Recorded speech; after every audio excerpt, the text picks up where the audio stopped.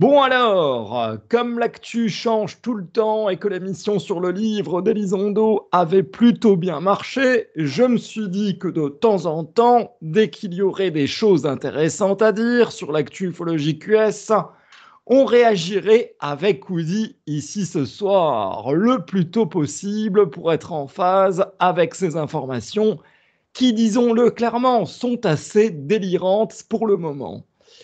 C'est pourquoi nous allons agir pour donner un contre-ton, un autre son de cloche qu'il faut absolument pour une grande partie de l'ufologie qui pense comme nous.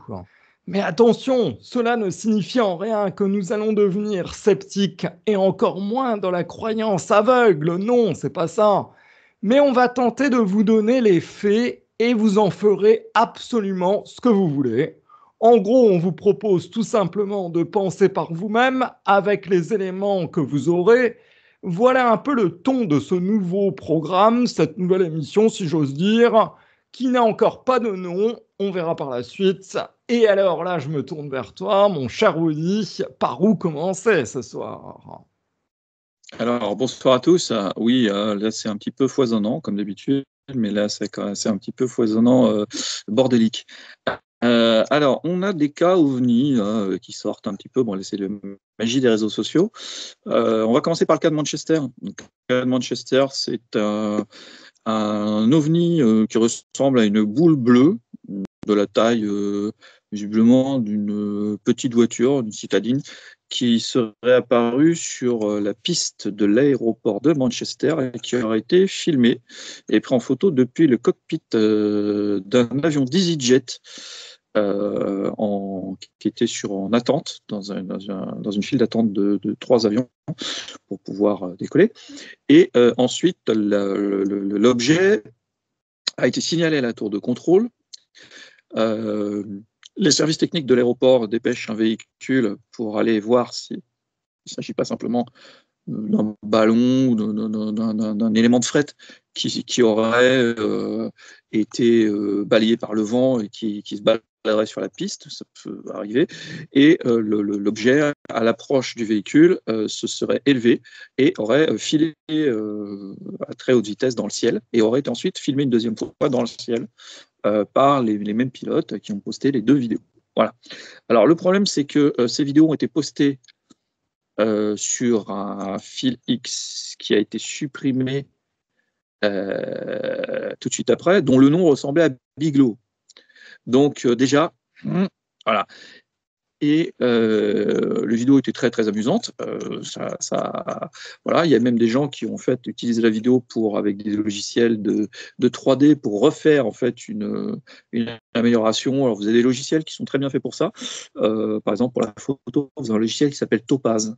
Je vous le conseille. Vous avez des vieilles photos de famille, vous voulez les améliorer, c'est super, ça marche très très bien. Voilà, et donc ils ont essayé de savoir à quoi ressemblait, puisque la photo était prise d'assez loin du cockpit, donc voilà. Et bon, donc il y a eu un buzz autour de ça, savoir ce que c'était, puisqu'on a eu pas mal de vidéos de ballons, de vrais ballons, par contre, ont été pris depuis l'avion, depuis des avions qui sont sortis, et vous avez, voilà, il y avait pas mal de gens qui sont un peu emballés. Alors, on a sur YouTube la chaîne d'un infographiste professionnel. La chaîne s'appelle World of Mr. Grey, Grey G-R-E-Y, et c'est un monsieur qui est spécialiste en fait de composer des infographies pour des films, des séries télé, etc., et des incrustations d'éléments infographiques dans la vraie vidéo. Donc ce monsieur a repris la vidéo de Manchester. C'est une vidéo qui a été postée sur YouTube le 1er décembre 2024, et lui il affirme que la vidéo est bidon. Quand on voit que le fil qu'il a posté X s'appelait après Biglo, ça s'est échangé une lettre, mais voilà, donc déjà on peut se douter qu'il y a un truc qui ne va pas, et que le fil a été supprimé tout de suite après, bon, ça a éveillé un peu la suspicion des gens sur le réseau. Et donc lui, il va nous faire une démonstration de pourquoi les ombres sous cette espèce de balle bleue sont artificielles en réflexion sur la piste. Pourquoi, par exemple, il y a des ombres sous la balle et pas sous certains éléments proches des avions qui sont à côté. Donc voilà, donc il y a de fortes suspicions.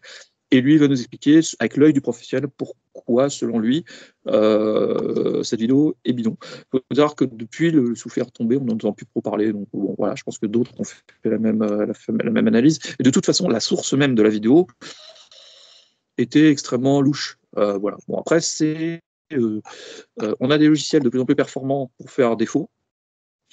Vous aviez une chaîne sur YouTube qui était extrêmement connue pendant des années qui s'appelait Third Phase of Moon, qui était une chaîne qui était dirigée par deux frères qui habitent à Hawaï et qui était spécialisée dans les faux. Mais c'était des faux assez grossiers et ils y faisaient que ça, ils postaient des faux toute la journée. Ça marchait assez bien, c'est assez rigolo. Et c'est les frères Cousins, ils s'appellent Cousins comme cousin avec un S.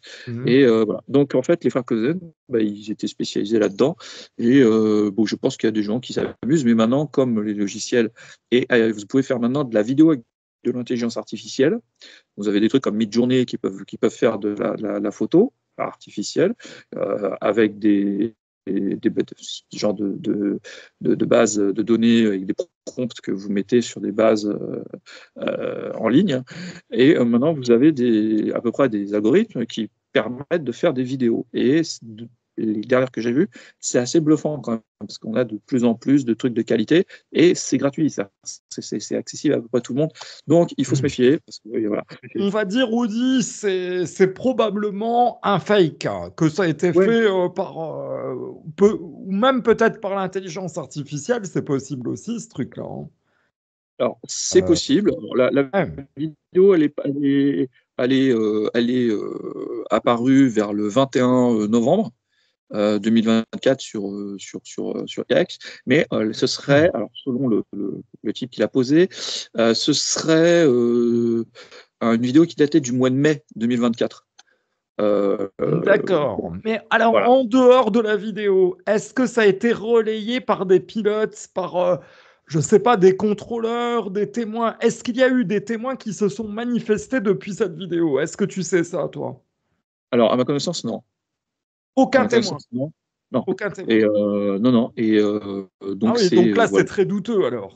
Oui, c'est clair que c'est extrêmement douteux. Ouais. S'il n'y a pas de témoin, sachant qu'en plus c'est des avions et que ça a été filmé en plus apparemment d'un avion, si aucun témoin ne se manifeste, c'est qu'il y a quelque chose qui n'est pas clair, évidemment. Oui. Ouais.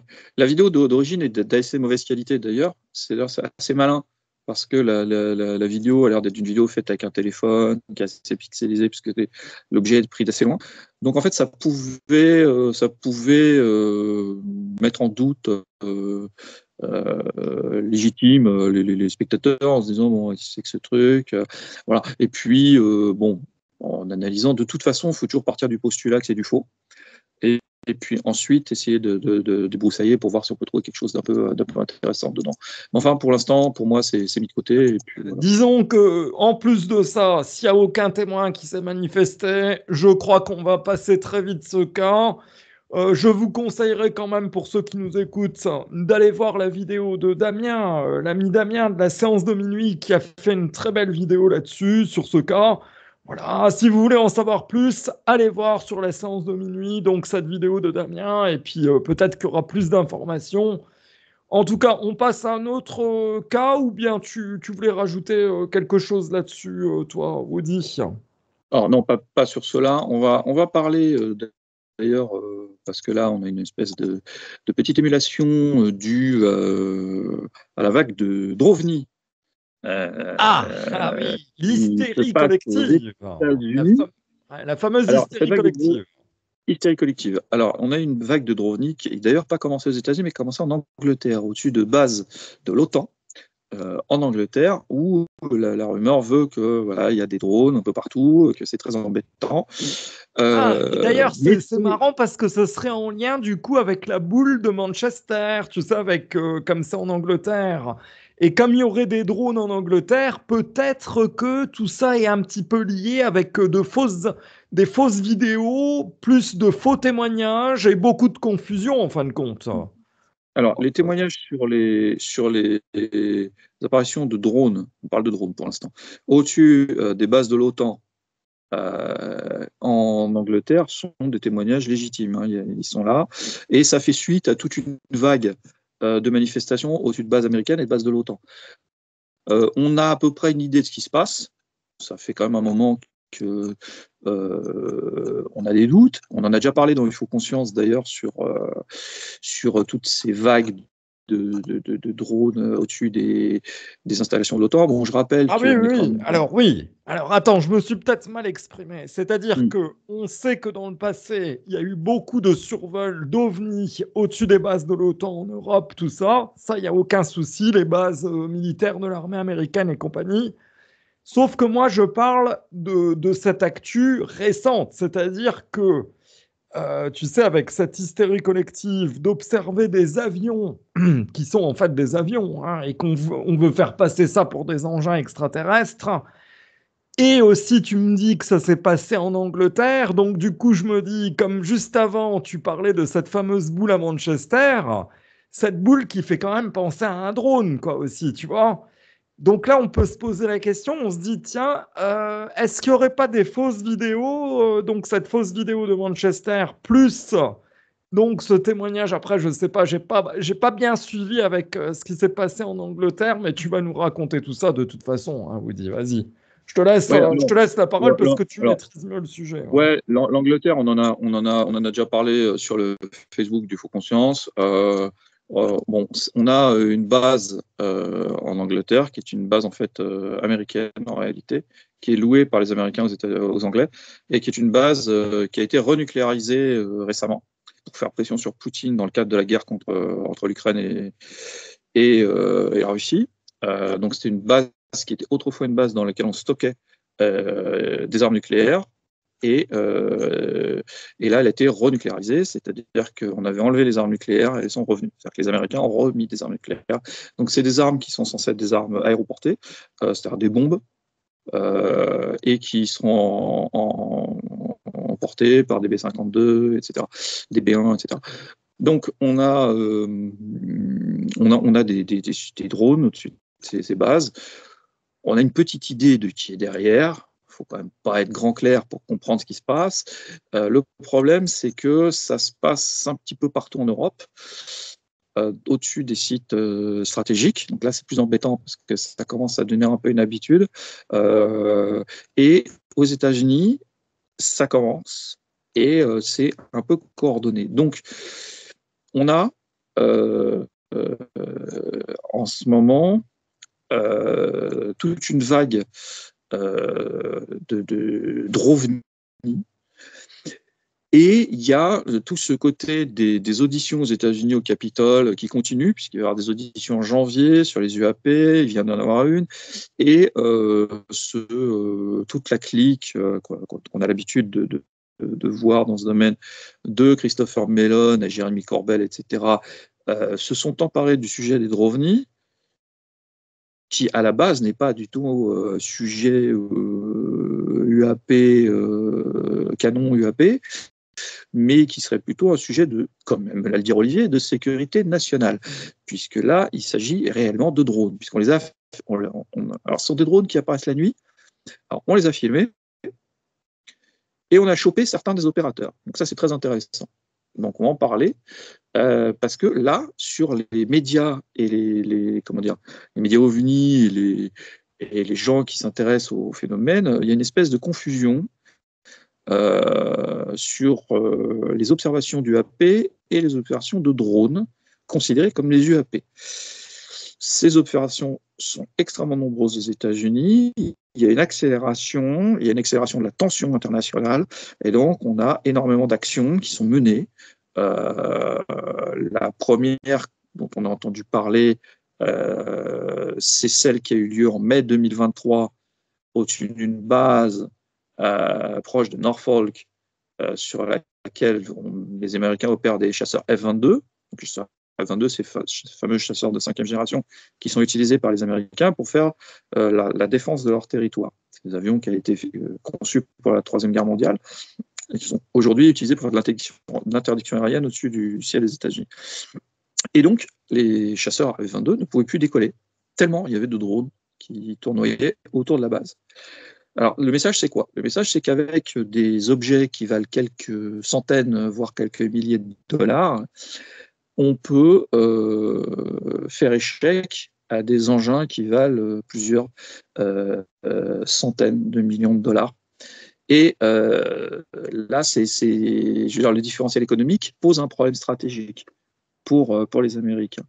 On sait qu'on a des agents russes et chinois, parce qu'il faut quand même les nommer, en Europe, et qui sont très très actifs, et aux États-Unis maintenant. Donc les Américains, eux, étaient au courant pour les bases de l'OTAN. Enfin là, sur leur sol, ça les ennuie beaucoup, même si ça fait quand même plus d'1 an que ça dure.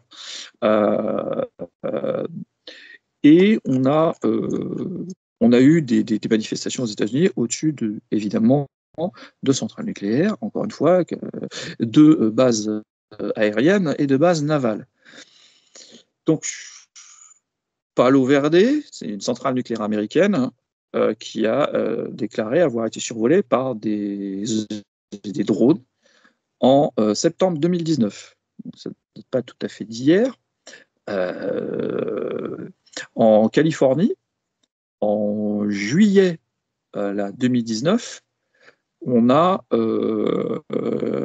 des survols au-dessus des Channel Islands, et on avait des éléments de l'US Navy, donc de la marine américaine, qui ont été survolés par ce qu'ils appelaient des drones, des UAV, des drones, c'est Unmanned Aerial Vehicles.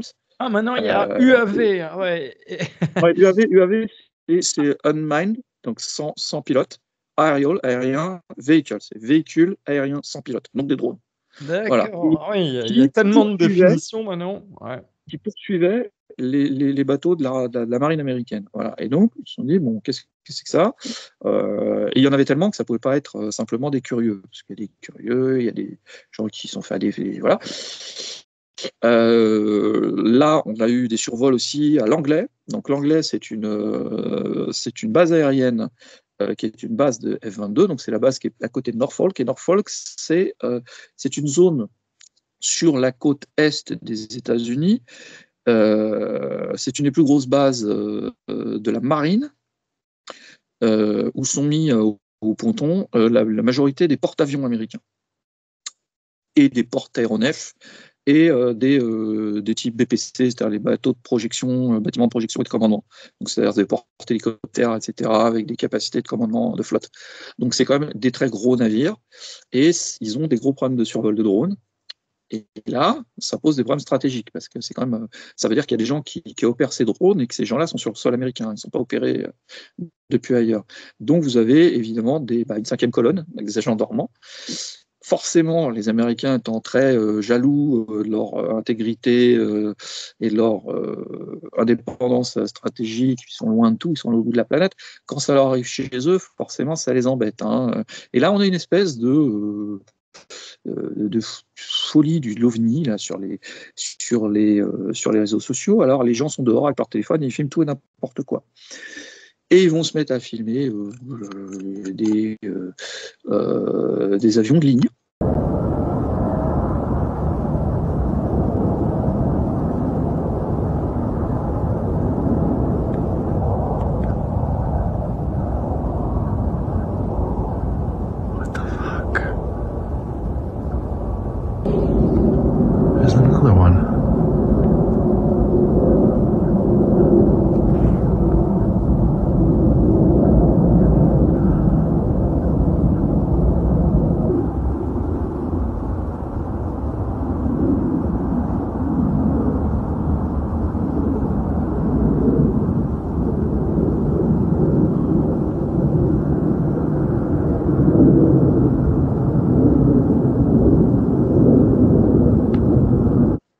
Donc, oui, là, on pense en particulier à New Jersey.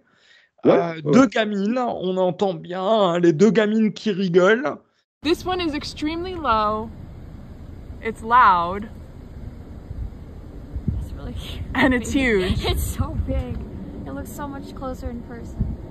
Yeah, my camera doesn't do... It looks like a spaceship, right? Like, that doesn't look like a drone, right? That looks like a spaceship. It's like a small plane. It really is like a small plane. It's crazy.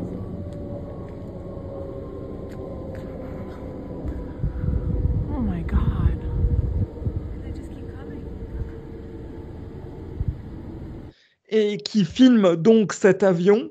Et le pire, c'est qu'elles disent dans la vidéo que c'est un avion, hein, it's a plane, voilà, elles rigolent. Et puis, bah voilà, il y a plein de gens qui pensent que ce sont des engins extraterrestres, alors qu'on voit bien en plus la forme, c'est ça qui est incroyable. Les gens sont en train de devenir complètement fous, complètement dingues, hein.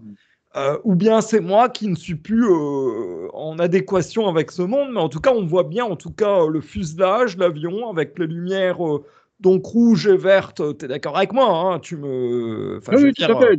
On va en parler. là, parce que On va parler. Les feux de position et les feux pas de que ce la soit moi qui navigation, suis on va en parler. On va en parler. Voilà. Non. Non, parce que on en va... fait, si je te dis ça, c'est pas anodin, hein, Woody. C'est parce que Non. je C'est un peu vais pas le du... citer. Je vais pas le citer, mais il y a quand même un ufologue que je pensais très sérieux. Et le mec, bah lui, il pense que c'est pas un avion, quoi. Enfin, tu vois, de la façon qu'il m'écrit, de la façon qu'il insiste, il fait une espèce d'ironie pour me dire, bah non, que lui ne pense pas que c'est un avion.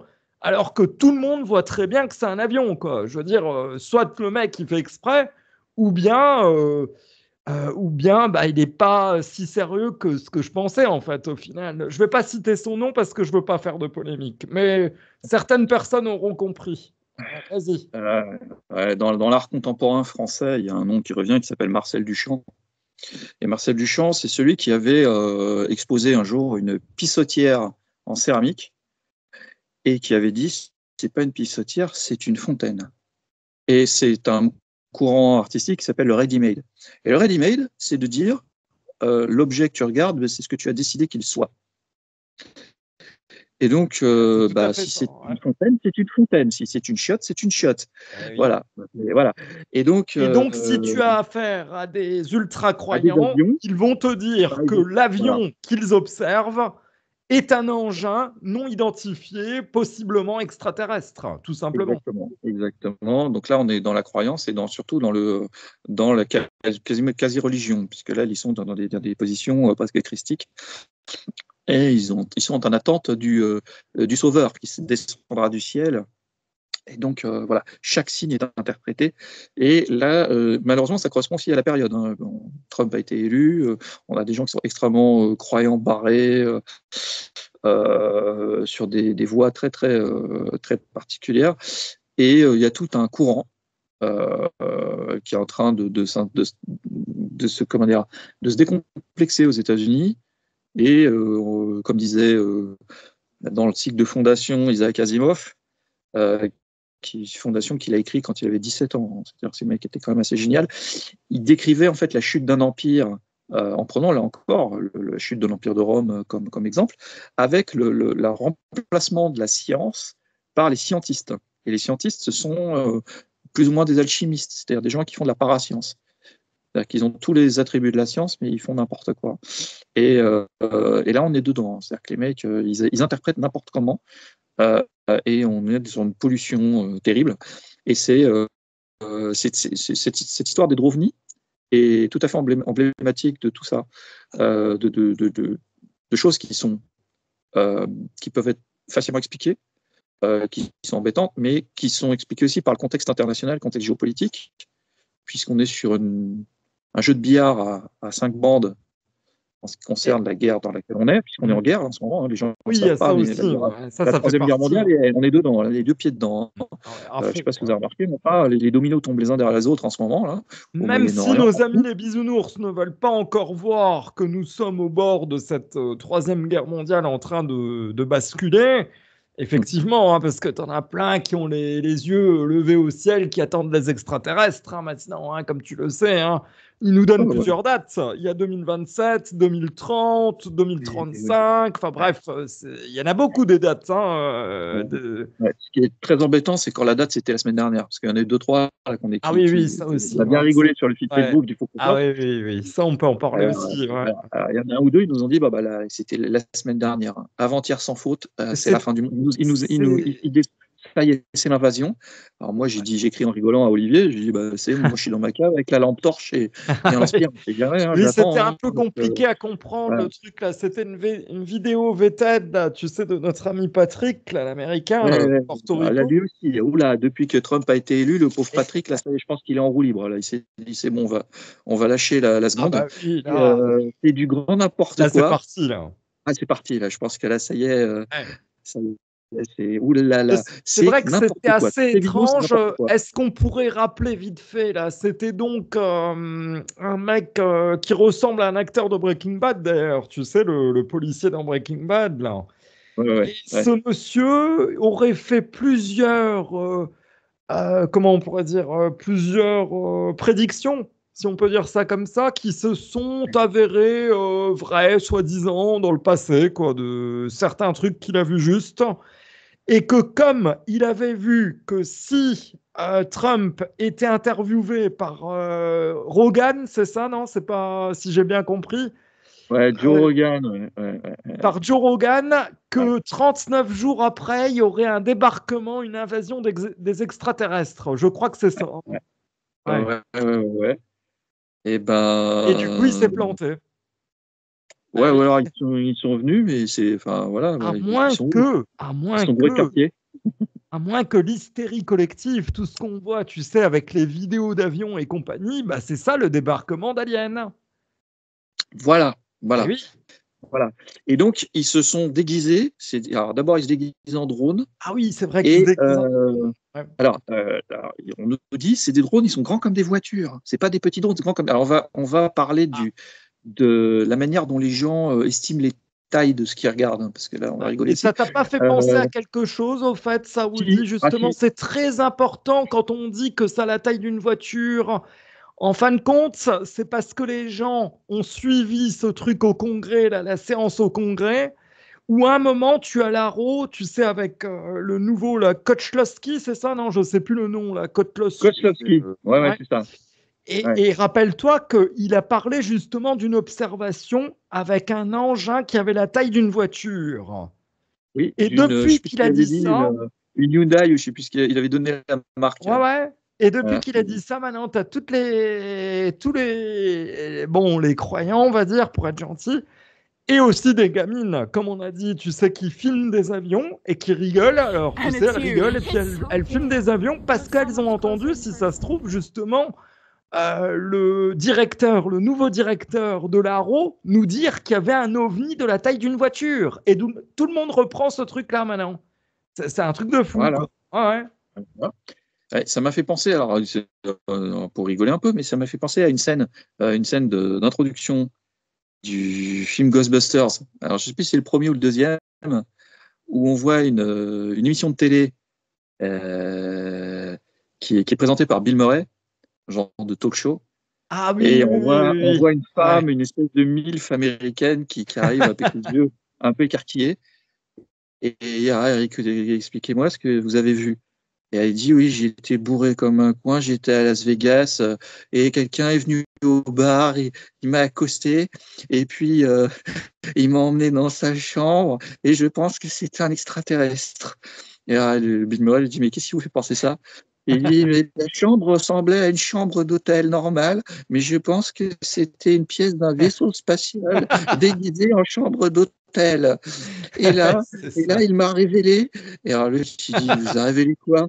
Il m'a révélé la date de la fin du monde. Et l'autre, il dit, Eh oui. la date, c'est Bon, quoi? on est en Et la plein fille, elle dedans. répond, c'est le 14 février. Et là, Bill Murray, il prend un regard vide, il fait, la date de la Saint-Valentin. Et la fille a fait, oui. Et Ah ça, ouais, ouais, c'est vrai ça que m'a fait délirer. Parce que c'est exactement ça. C'est oui, exactement c'est ça. vrai que Les ça gens, ils ressemble. voient des drones, ils voient des bagnoles maintenant.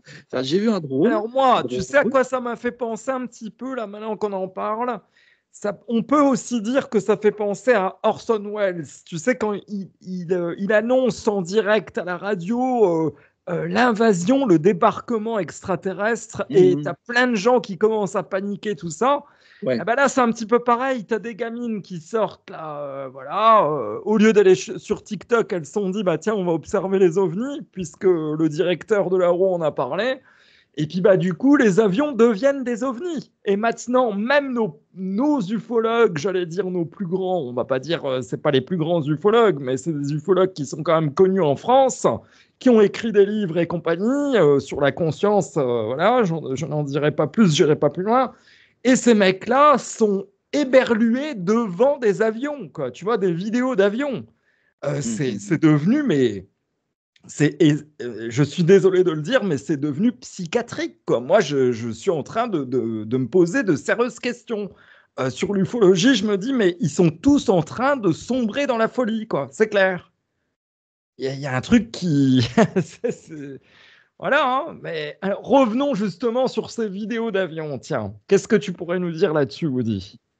Alors, là, on a dans le New Jersey, puisque là, en ce moment, le gros sujet, c'est New Jersey. New Jersey, c'est côte est des États-Unis.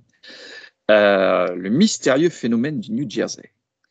Alors, des drones de toutes les tailles survolent, évidemment la nuit, majoritairement, différents comtés. Alors, on parle de comté de Morris, Somerset, Warren, Old Sussex. Les gens sont très étonnés, les filment avec leur téléphone, mais surtout, ces drones ne seraient pas des modèles classiques.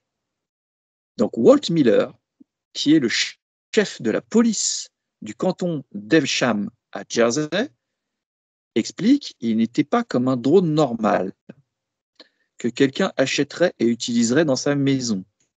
Ils étaient grands et certains étaient décrits comme aussi grands qu'un SUV et étaient équipés de lumières clignotantes. Bon. Alors, il vient de dire étaient décrits comme aussi grands qu'un... Il ne dit pas nous avons la preuve qu'ils étaient aussi grands. C'est-à-dire que les témoins disent qu'ils étaient aussi grands. Ça n'a rien à voir. Les témoins peuvent se tromper, ils se trompent souvent.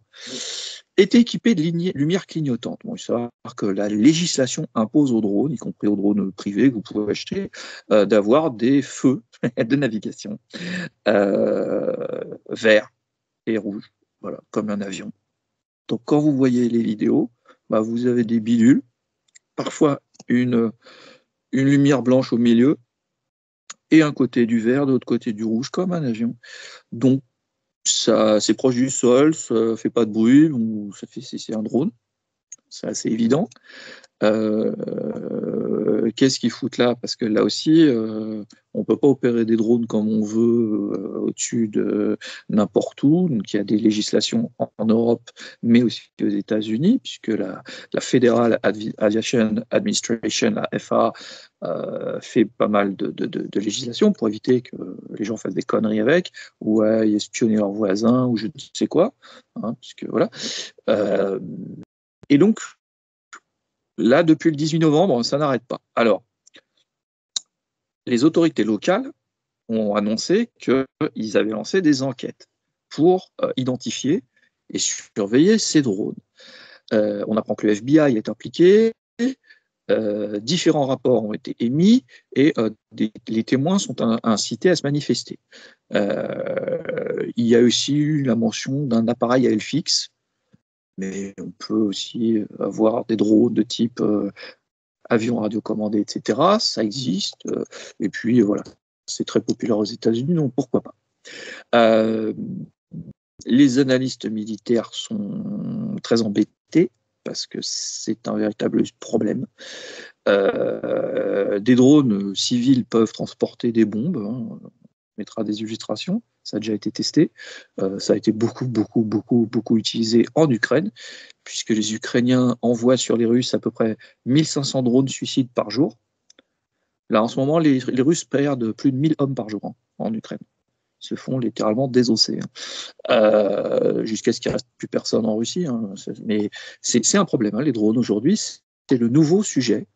La guerre de demain sera une guerre par procuration, une guerre robotisée, et on est dedans, on est en train d'en voir les prémices, et là, on a visiblement, au-dessus des sites stratégiques américains, des tentatives de pression, puisque le nombre de drones et la fréquence, l'occurrence de ces manifestations ne laisse pas de place au doute. Il s'agit de faire pression sur les Américains pour que, en gros, le sujet du moment, ils arrêtent d'envoyer du pognon à l'Ukraine. Donc, on peut penser qu'il s'agit en partie de trucs opérés par des gens qui travaillent pour le compte des Russes, tout en sachant que les Russes, ils font de la sous-traitance low cost. On l'a vu en France avec la vague des étoiles de David peintes en bleu dans les quartiers parisiens, où on a chopé des Moldaves qui avaient été payés 200 balles pour venir en quart de Moldavie et les faire à Paris, hein, pour foutre un peu le brin. Et encore des Moldaves, je crois, quand il y a eu des cercueils taille réelle qui ont été déposés devant la Tour Eiffel avec le nom de soldats français sur les cercueils en disant si vous envoyez vos hommes en Ukraine, voilà comment ça va se passer. Et on a chopé les mecs qui étaient venus par une gare routière de Bercy, c'est quand même des pieds nickelés, et ils venaient de Moldavie et ils ont dit c'est un gentil russe que j'ai rencontré dans un bar, et il m'a dit tiens, voilà, 300 balles. Alors la Moldavie, c'est très très pauvre, hein. Il faut savoir que les gens là-bas, ils n'ont rien à bouffer. Donc pour eux, 300 balles, c'est pas n'importe quoi, et que ils l'ont fait pour l'argent, tout simplement. Alors ça paraît ridicule, ça paraît des opérations de carton-pâte, mais le simple fait qu'on sache que les gens du FSB ou du GRU, les services de renseignement de l'armée russe, sous-traitent comme ça des opérations low cost, montre que ils peuvent aussi organiser ça ailleurs. Les Chinois sont spécialistes, eux, d'utiliser leur diaspora en faisant pression sur la famille, au pays, etc. Et puis ils ont une mainmise grâce au commissariat décentré, puisqu'on sait qu'ils ouvrent des commissariats informels dans tous les pays où il y a une diaspora chinoise, pour pouvoir faire pression, et après on demande de rendre des services. Aux États-Unis, on a déjà chopé plusieurs Chinois en train de filmer à la fois des sous-marins, l'autre une base aérienne. Il y en a un, il avait une vingtaine d'années, il était résident américain, et il s'est fait choper, il revenait de Chine, avec un copain qu'il ne connaissait pas, qui était un mec, par contre un Chinois, qui était venu avec un visa de touriste. Et les deux, ils étaient tranquillement en train de filmer des sites stratégiques avec un drone en pleine nuit. Et puis quand on les a chopés, ils ont dit bah non, moi j'aime les sous-marins, je trouve ça joli, donc je voulais les filmer. Voilà, donc les deux, ils ont été au Newf, hein, après avoir pris un peu, je pense qu'ils ont eu la tête dans la baignoire un petit peu. J'ai vu cette histoire, et d'ailleurs c'est passé sur LCI aussi, tu sais, le soir. Ouais, mais sauf que on en a là pour l'instant, on en est au deuxième qui nous donne à manger, la becqueté, qui nous ont jeté. Bon, enfin, il paraît qu'il y en a plusieurs, hein, ils en sont à plusieurs dizaines qui ont été chopés, et que les trois quarts sont des Américains, c'est-à-dire que c'est des Chinois, enfin des Américains d'origine chinoise. Ouais, c'est ça le pire. Quand ils sont naturalisés américains, le gouvernement chinois a barre sur eux. C'est pour ça que moi j'ai déjà dit, donc il faut confiance, pour les gens qui sont un petit peu au contact du renseignement, tout ça, que la communauté chinoise, où qu'elle soit, n'est pas fiable. Enfin, je suis désolé de le dire comme ça, mais ils ne sont pas fiables. Ils ont déjà. Tu sais, dans le 13e arrondissement, il paraît qu'il y a des polices secrètes chinoises dans le 13e arrondissement. Ça, c'est connu maintenant. Il y a des grandes familles que quand la police a quelque chose à faire dans ces quartiers-là, elle ne va pas directement dans les quartiers, elle va voir les grandes familles qui ont eux-mêmes leur propre système de police dans la communauté. Et ça s'arrange comme ça. Mais là, on est au-delà de ça. C'est plus de la police de quartier. Là, on est sur des systèmes de renseignement organisés, hiérarchisés, qui sont très implantés et qui sont structurés depuis des années. Et là, on a l'impression que les services de renseignement découvrent ça. Alors que moi, dans les années 90, 97 2000, chez Astrium, chez Arianespace, il y avait déjà eu des histoires avec des jolies, on a déjà parlé, hein, des jolies Chinoises qui avaient fait leurs études à Harvard et qui s'étaient à coquiner avec des ingénieurs de 50-55 ans qui avaient envie de s'encanailler un peu, et que les nanas, elles copiaient tout le boulot du mec, et tout partait en Chine via des messageries de plateformes de jeux en réseau et de machin, comme les terroristes islamiques, quoi. C'est très compliqué. Sur des plateformes de World of Warcraft, parce que tous les réseaux Telegram et tout ça étaient surveillés par les Américains. Donc les gars, ils se connectaient via des PlayStation sur des réseaux de type World of Warcraft. Ils allaient sur la messagerie de World of Warcraft. Donc quand tu joues, tu as une espèce de chat, et par le chat, ils mettaient les trucs en USB, ils s'envoyaient les trucs encryptés. C'est incroyable. Et ça passait, et personne n'a rien vu. Ouais. Et donc ça passait, ils envoyaient les plans des sous-marins. Et comme tu dis, la complexité, c'est aussi que ces gens-là sont nés aux États-Unis, quoi. Tu vois, voilà, il y a ça aussi. Oui. Donc voilà, on ne peut pas surveiller tout le monde. Donc là, on fait un peu là, ça va être compliqué, hein, parce que voilà. C'est chaud. Alors là, aux États-Unis, on a le DHS et le FBI qui sont à fond les ballons dessus. Bon, ils essayent un peu de rattraper le temps perdu, mais pas ici, ils prennent un peu au dernier moment. Je parle même pas envoyer, faire enquêter le FBI pour des avions, Mais j'ai envie de dire, mais quelle perte de temps, quoi, franchement. Ah non, Comme ah non, si ah non, le non, FBI non, avait que non, ça à foutre, franchement, Ah quoi. bah, ouais, enfin là ça touche les États-Unis. Et comme ça touche plusieurs États américains, la seule police para-étatique, c'est le FBI. Tu peux pas. Il faut une police qui Ouais, coordonne. ouais. Le FBI, c'est la police para-étatique. Après, on est dans les services de renseignement, les services secrets, etc. Mais enfin, le FBI, c'est eux qui gèrent. C'est pas la police Et d'État. La police d'État va faire. en même temps, quoi de mieux que de saturer justement ces services-là, de les occuper pour du vide, comme ça, ils peuvent pas s'occuper d'autre chose. En même temps, il y a ça aussi. Ouais, là, le message surtout, c'est qu'ils vont saturer les sites stratégiques. C'est-à-dire que là, Ouais. l'anglais, ils ont été infoutus de faire décoller les F-22. Parce qu'il y avait des risques de collision tellement il y avait de drones au-dessus de la base. Et là, quand tu arrives avec des appareils qui valent 300 balles à bloquer des éléments stratégiques qui valent des milliards, Mm. je veux dire, le coût, le rapport coût gain Mais c'est pas le stratégique, il même. est Ouais. gigantesque, il est gigantesque.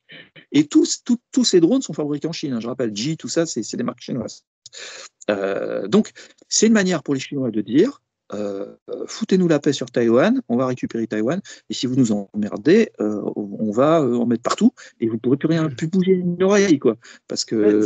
C'est exactement ça, tu as bien fait de le dire, de mettre le doigt dessus. C'est le message qui est envoyé par la Chine, ça c'est clair. Mais Ah, les gens, complètement. Oui. enfin les gens, disons ceux qui sont passionnés par le phénomène OVNI, un peu trop d'ailleurs, qui sont un peu trop passionnés, pour ces gens-là, tu as beau leur parler de la Chine et compagnie, ils veulent rien savoir, hein. Pour eux, ça vient d'un autre monde, quoi. Ça fait plus rêver, c'est plus dans leur système de croyance. Voilà.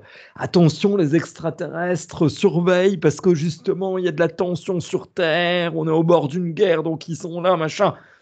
Foutaise complètement, quoi. Parce que franchement, bon, enfin bon, je ne veux pas rentrer dans les détails, mais bon, je te laisse. Alors, évidemment, si vous êtes un petit peu curieux, vous pouvez aller voir les photos, les vidéos prises par des gens comme vous et moi, qui sont aux abords des sites stratégiques, et qui les voient, donc ils filment.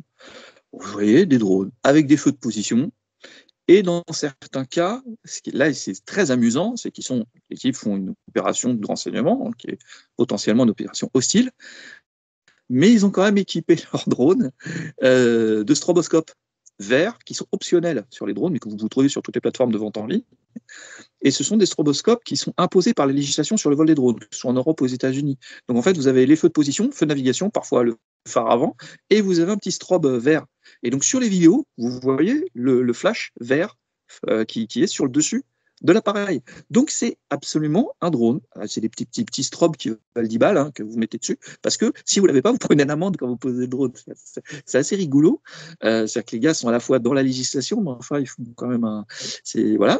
Et vous avez dans les rapports du FBI un peu des trucs qui sont un peu déformés avec évidemment les témoins qui parfois, je ne dis pas exagèrent, mais voient les choses et déforment un petit peu parce que tout simplement ils n'ont pas forcément la notion des distances, la notion des proportions, et vont dire que par exemple l'appareil était grand comme une voiture. Alors ça j'ai un peu des doutes parce qu'il y a effectivement des très grands drones qui sont accessibles au public. Vous avez des octocoptères, vous avez des très gros trucs qui sont susceptibles de porter des systèmes de filmage, de caméras, etc. Un des plus gros aujourd'hui qui est disponible sur le marché, c'est le Griff Aviation 300. C'est un très gros drone à 8 rotors qui peut déplacer 227 kg. Donc ça, mais il fait que 31 minutes de vol, hein, à 60 km/h quand même. Donc c'est un très gros drone. Mais c'est un truc qui fait que à peu près, je dirais en longueur, de faire 1,50 m. Or, là, les Jeep GVI disaient que ça faisait minimum 1,80 m. Donc déjà, on n'est pas du tout dans les cotes. Or, il y a effectivement des voitures volantes ou des prototypes pour, on a tous vu là, les espèces de taxis volants avec des trucs de drones. Enfin, on parle pas de ça là, pour l'instant. On parle pas de ça, on parle de vrais drones, tout simplement, même de gros drones, parce qu'ils sont probablement en train de filmer. Écoute, tout simplement, voilà. Pour conclure, on pourrait dire que les gens redécouvrent ce que sont les avions de nuit et aussi découvrent donc les drones de nuit, comme tu le disais à l'instant, avec les lumières thromboscopiques, tout ça, tous ces trucs-là. Donc, circuler, rien à voir, c'est le cas de le dire, c'est totalement bidon. Enfin, en tout cas, il n'y a rien de... On est d'accord que dans cette vague de drones qui ont été observés, il n'y a rien qui ressort qui serait intéressant, qui sort du lot, quoi, tout simplement. Il n'y a rien qui Non, sort du lot. non. Par contre, l'hystérie fait que les gens se jettent dessus parce que c'est Ah oui, le ça moment. continue en fait. Et Ouais, ça va ils sont en train continuer. de filmer tout et n'importe quoi et tout est un drone, tout est un Ah oui, oui, UAP. ça c'est clair. Ouais, Alors, ouais, non, mais ça c'est vous avez des vidéos où vous identifiez clairement un hélicoptère, puisque là-bas aux États-Unis, ils ont énormément d'hélicoptères qui tournent autour des villes. Ils n'ont pas la même législation que nous. Les hélicoptères aux États-Unis peuvent survoler les villes. Et donc, avec des projecteurs, vous voyez tout le projecteur de l'hélico, puis vous voyez même le rotor et tout. Et donc, ça, c'est considéré comme un ovni. Voilà. Donc, pourtant, on voit que c'est un hélico. Mais Vous oui, avez mais des ça, avions on qui est sont à dans cette l'approche période.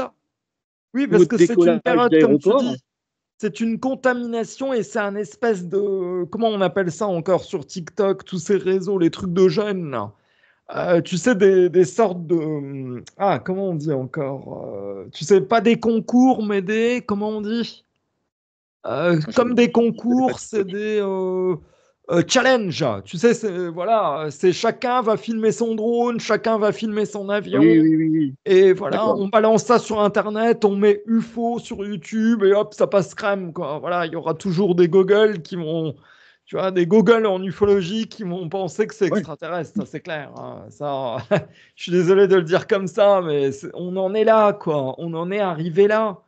En 2024, l'ufologie est devenue ce qui se passe en ce moment, quoi. Des gens qui voient des avions et qui prennent ça pour des engins extraterrestres. Voilà, on en est là, en 2024, ça. Voilà. C'est triste, Alors, hein. Je suis oui, extrêmement tout à fait. triste. Et le Mais problème, bon, c'est que voilà. sur les photos qui sont montrées par ces gens sur les forums, c'est qu'on on identifie clairement la silhouette d'un avion de ligne. Et oui, Vous en mais avez, oui, c'est des c'est avions de clair, ligne il qui n'y a sont à aucun l'approche. doute. Aucun doute. On voit les ailes, on voit la dérive, on voit la queue, l'empennage, et on voit les feux de position, les feux de Et navigation. même, et Woody, c'est un même drone. s'il y aurait des doutes, il suffirait d'aller sur Flight 24, tu sais, Radar 24 et compagnie, de vérifier Oui, en fait ça.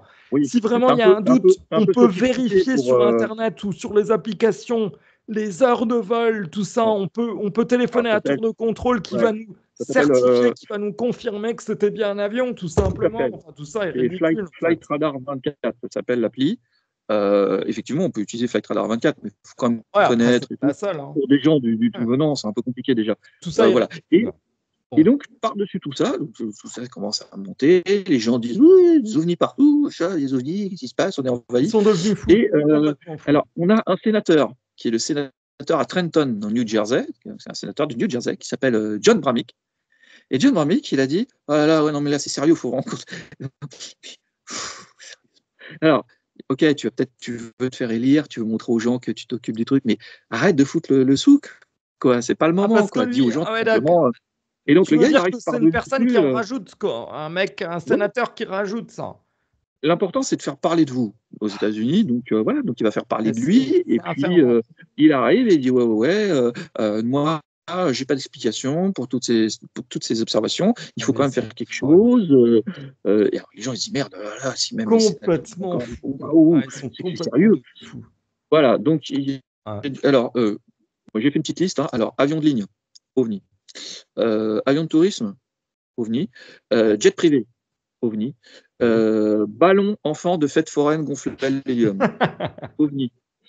Satellite ou Ah là Starlink, là, etc. mon Dieu. OVNI. Station spatiale internationale, OVNI. La Lune, OVNI. On sait Oui, jamais, tout est hein. ovni, tout ce C'est qui est peut-être dans une le fausse ciel est lune. ovni. Comme disait le truc dans Ghostbusters, c'est peut-être pas une vraie chambre d'hôtel, c'est peut-être une pièce d'un vaisseau spatial déguisée en chambre d'hôtel. C'est peut-être pas la Lune, c'est peut-être un ovni qui Ah était déguisé oui. en la Lune. Tu vois, projecteurs et reflets des projecteurs, j'ai encore vu ça cette semaine hein, aux États-Unis, là, les projecteurs de boîte de nuit avec qui se baladent sur les nuages, la couche nuageuse basse. Les gens ils étaient là, ouais, c'est des ovnis, c'est des ovnis. Ça fait 20 ans, arrêtez maintenant, Oui, c'est et bon. puis, Alors, le et reflet nos de anciens la lampe. ufologues, tu sais ce qu'ils vont nous dire? Ils vont nous dire, mais attention, restons prudents, parce que si ça se trouve, il s'agit de cas de mimétisme. Qu'est-ce que tu répondrais justement à ces gens-là qui te diront que c'est des cas de mimétisme? Ouais, c'est peut-être un ovni, en fait, qui est déguisé en ovni. Exactement. Voilà. Il faut faire gaffe, hein, jamais, ils sont partout. Hein. Voilà. Il paraît qu'ils ont débarqué déjà, mais moi je les ai pas vus, alors, je sais pas où ils sont. Là, on peut dire, Woody, que l'ufologie a touché le fond en 2024. C'est une certitude, quoi. C'est vraiment, c'est confirmé là avec tout ce qui se passe avec. Tiens, j'aimerais revenir aussi rapidement avec ce qui s'est passé au Congrès américain là, parce que toi, tu n'as pas pu réagir ces temps-ci là-dessus. Qu'est-ce que tu as pensé de tout ça, toi, avec Tim Gallaudet? Tiens, par rapport à Tim Gallaudet, qu'est-ce que tu penses de tout ça, toi? Alors, je connais pas tellement. Moi, j'ai vu qu'il avait fait 2-3 explorations sous-marines avec une espèce de Nicolas Hulot, sans les affaires de viol, Nicolas Hulot local. Je connais pas le gars. Par contre, j'ai été sur des forums de militaires américains qui le connaissent, au moins de réputation, machin truc. Il a pas bonne réputation. Je suis désolé de le dire comme ça, mais il a un peu la réputation d'un neuneu. Mais il a été contre-amiral, donc bon, il a quand même fait carrière. Mais j'aurais tendance à dire, moi qui ai fréquenté un petit peu la Verte pendant quelques années, pendant la période de la guerre en Yougoslavie, je me rappelle moi d'un repas que j'avais fait et on avait un lieutenant-colonel qui était là. Il y avait plein de lieutenants-colonels, hein, c'était commun. Il y avait les colonels et puis 2-3 généraux qui étaient là pour discuter le bout de gras. Et un des lieutenants-colonels, il y avait une porte vitrée et il se passe la main au travers de la vitre. On était à côté on allait repasser à table et il se tranche les tendons bêtement en essayant de retirer sa main. Bon, il se blesse assez gravement, mais c'est pas non plus chirurgie. Et il se met à pisser le sang. Et le gars, lieutenant-colonel à l'armée française dans l'armée de terre, hein, le mec il regarde sa main, il voit le sang, et il tombe de l'œil par terre. Et là, moi j'étais là avec 2-3, à l'époque c'était des scientifiques du contingent qui travaillaient sur des cryptages de bases de données, et on regarde le mec par terre, on n'est pas son grade, hein, et il a dit putain, mais heureusement qu'il n'y a pas la guerre, parce que s'il y a la guerre, mais putain, la première goutte de sang, mais on est mort, quoi. S'ils se mettent tous à former de l'œil à la première goutte de sang, mais c'est quoi ces mecs? C'est d'où ils les sortent, quoi. Et voilà, donc c'est juste pour dire que c'est pas qu'aux États-Unis, quoi. Est-ce que tu as suivi cette histoire d'email là avec Gallaudet? Non, j'ai pas suivi, mais Gallaudet, moi, m'intéresse pas trop, parce que à chaque fois qu'il ouvre la bouche pour dire quelque chose, il n'y a rien qui sort.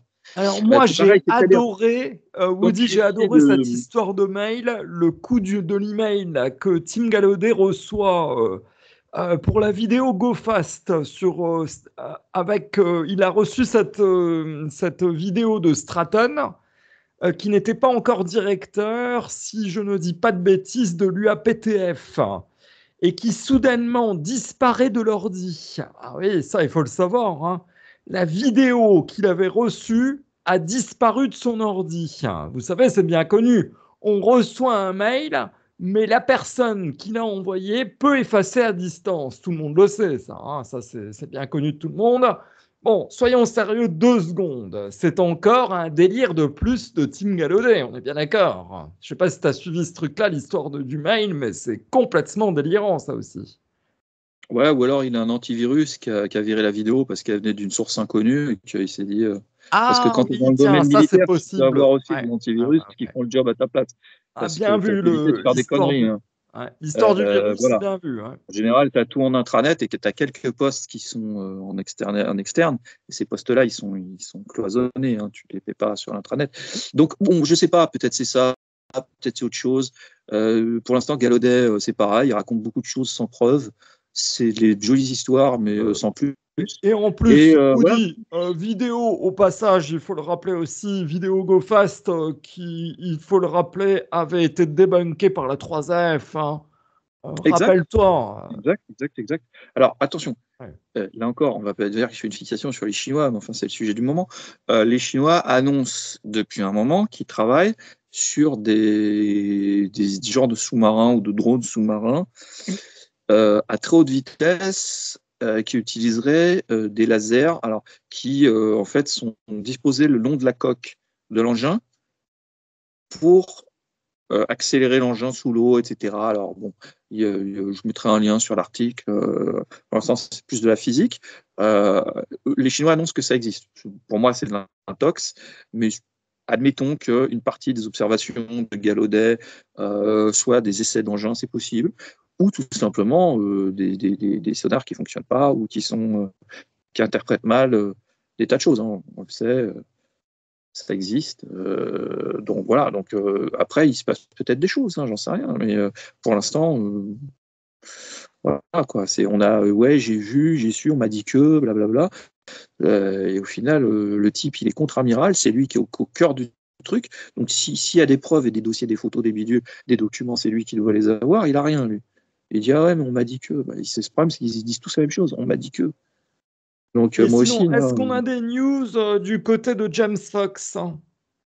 Non, moi j'en ai pas. Enfin, il m'a pas écrit. J'attends ses vœux pour Mais Noël.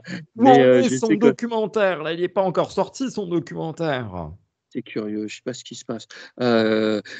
J'espère qu'il va pas faire le même chemin que ces photos exclusives de l'extraterrestre de Virginia, hein, dont on n'entend plus parler. Mais je pense que non, que son documentaire va sortir quand même. Mais bon, s'il est un peu malin, il va le sortir juste pendant les fêtes de Noël. Et comme ça, il vendra le DVD C'était en même quoi ça, temps. cette histoire-là encore avec les photos de Virginia? Ouais, parce qu'il y en a certains qui semblent prendre ça au sérieux, cette affaire de Virginia avec les extraterrestres racontée par James Fox. Alors, Fox racontait qu'il avait eu accès aux photos, des photos qu'il avait récupérées pendant son enquête, de la créature, la fameuse créature vue par les 3 petites filles, donc l'espèce d'orange avec 3 boules sur la tête, et qu'il avait été pris en photo, que c'était des photos argentiques de pas très bonne qualité, mais qu'elles étaient authentiques de l'époque, et que avant qu'ils soient ramassés par l'armée et qu'on n'en entende plus jamais parler, l'endroit où il était contre un mur, là, il y aura eu quelques photos de fête. Le problème, c'est qu'au moment où il commence à lancer ça sur Internet pour essayer de vendre son reportage qui va sortir sur Virginia, c'est juste avant, c'est au Moment of Contact, je crois, quelque chose comme ça, le nom du truc, il y a un mec qui fait fuiter les fameuses photos sur X, et on voit tout de suite que c'est de la merde, que c'est du carton-pâte, que c'est une espèce de truc fait en caoutchouc tout pourri. Pour faire une illustration, peut-être, j'en sais rien, pour un autre truc, mais de l'histoire. Mais visiblement, c'est un truc sud-américain qui a dû illustrer un sujet dans une émission de télé. Et c'est tellement de la merde que, bon, voilà. C'est pas la première fois qu'on nous sort des poupées en plastoc, hein, en nous disant que c'est original. Hein. Vous vous rappelez l'histoire du petit vieux là, qui était censé avoir travaillé chez Lockheed Martin. Là, voilà. On en ressortira là, un sujet sur celui-là là, qu'on n'entend plus là, mais ils avaient essayé là, toute la clique de nous sortir ça, et c'était une poupée, c'était un jouet E.T. qui était en vente chez Walmart à $15. Et le mec nous a sorti les Polaroids en disant que ouais, c'était un vrai et tout. Il jouait bien la comédie, le vieux, mais bon voilà quoi, tant pis. Hein. Et donc Fox, quand il a vu que c'était sorti, il y a des gens qui ont dû lui dire c'est les photos dont tu nous parles là, qui vont te coûter très très très cher, là. C'est celles qui sont gratos sur Internet. Et donc je pense que depuis on n'en entend plus parler, c'est toujours pareil quoi. Mais je pense que au début Fox il y croyait. C'est-à-dire que quand les gens sont dû lui vendre, il y croyait. Mais pourtant, quand tu vas en Amérique du Sud, tu devrais quand même comprendre que les gens sont tellement pauvres là-bas, ils ont tellement pas de boulot, ils n'ont rien, que dès qu'ils trouvent un couillon pour essayer de lui vendre n'importe quoi, mais ils vont te raconter n'importe quoi. Il faut arrêter d'être naïf, quoi. Parce que voilà, c'est tout argent est bon à prendre là-bas. Hein. Puis comme il n'y a rien, ils ont qu'une. Enfin voilà, il faut trouver un truc à vendre. Donc Tout ça pour dire, on dit que ce James Fox n'est vraiment pas très crédible. Fox, non, il est sympathique, mais malheureusement, Oui, il est le sympatoche, mais problème, c'est comme tout le reste, c'est qu'ils sont tous liés et qu'au final, quand tu leur demandes de mettre en avant du solide, il n'y en a pas. Alors, ils ont toute une structure, ils sont tous main dans la main, mais quel est le but de tout ça? Moi, depuis le début, je dis c'est juste pour faire de l'oseille. Hein, voilà. sûr, hein. Mais ce qui m'ennuie, c'est quand des gens comme Mellon viennent voir les gens de la 3AF à Paris et qui dit vous avez quoi à me donner là, hein, les Français là, vous avez des trucs intéressants, il y a beau là tout, hein, si t'es gentil je te donnerai un pins, hein, et un cachou. C'est les Américains. Et puis qu'après je c'est sais pas même si le mec il est français. sérieux Ils se foutent de ta gueule. Et qu'après, ces mêmes Français se rejoignent autour d'un plateau et nous sortent leur numéro de spécialistes, de grands spécialistes, alors que aucun de ces spécialistes nous parlera du fameux reflet dans la vitre. Tu sais, de l'OVNI, du vaisseau mère qui a été pris dans la vitre. Catastrophe. Ça, il n'y en a aucun de ces 3 spécialistes autour de ce plateau de grands spécialistes qui nous a parlé du reflet dans la vitre. Ben non, il faut surtout pas en parler parce que c'est Elizondo, quoi. Elizondo, sinon il y a tout qui chute. Tous les dominions vont chuter après si on en parle. La photo du reflet dans la vitre de la suspension de mamie, c'est quand même un truc qu'on connaît depuis des années, qui fait rire tous les ufologues. Mais visiblement, Elizondo, il s'est dit, ça va passer. Et alors, Elizondo hein. arrive avec cette photo et nous dit que c'est une photo sur laquelle le Pentagone travaille et que c'est un truc très sérieux. La photo a été, d'ailleurs, je crois que sur le site des frères Cousins, là, Third Phase of Moon, qui est une espèce de poubelle de YouTube. Ah oui, ça c'est bien connu, les deux là qui se sont fait refaire la face, les 2 frères. Oui, c'est vrai. Ils voulaient faire de la chanson avant de la musique électronique. D'ailleurs, ils ressemblent à une espèce de Cherokee Chief et tout. Et d'ailleurs, c'est très bien réussi parce que s'ils voulaient ressembler à des aliens, c'est réussi. Ils ressemblent tous les deux à des aliens, les mecs. Ouais, c'est un peu les Bogdanov américains, quoi, si tu veux. Ils aiment bien. C'est un peu les Bogdanov américains, version peroxydée. Stéréotypés, ouais, voilà, plein de stéréos. Ils sont rigolos. Ils sont rigolos. Et donc, je crois que la vidéo était sur leur site depuis des années, quoi. Ce qui fait qu'en fait, si tu veux, Elizondo, il a même piqué la vidéo.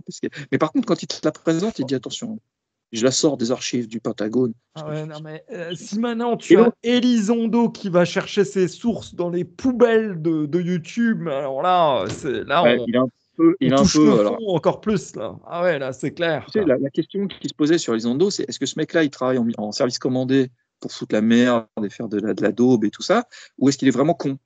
Est-ce qu'il est vraiment très con?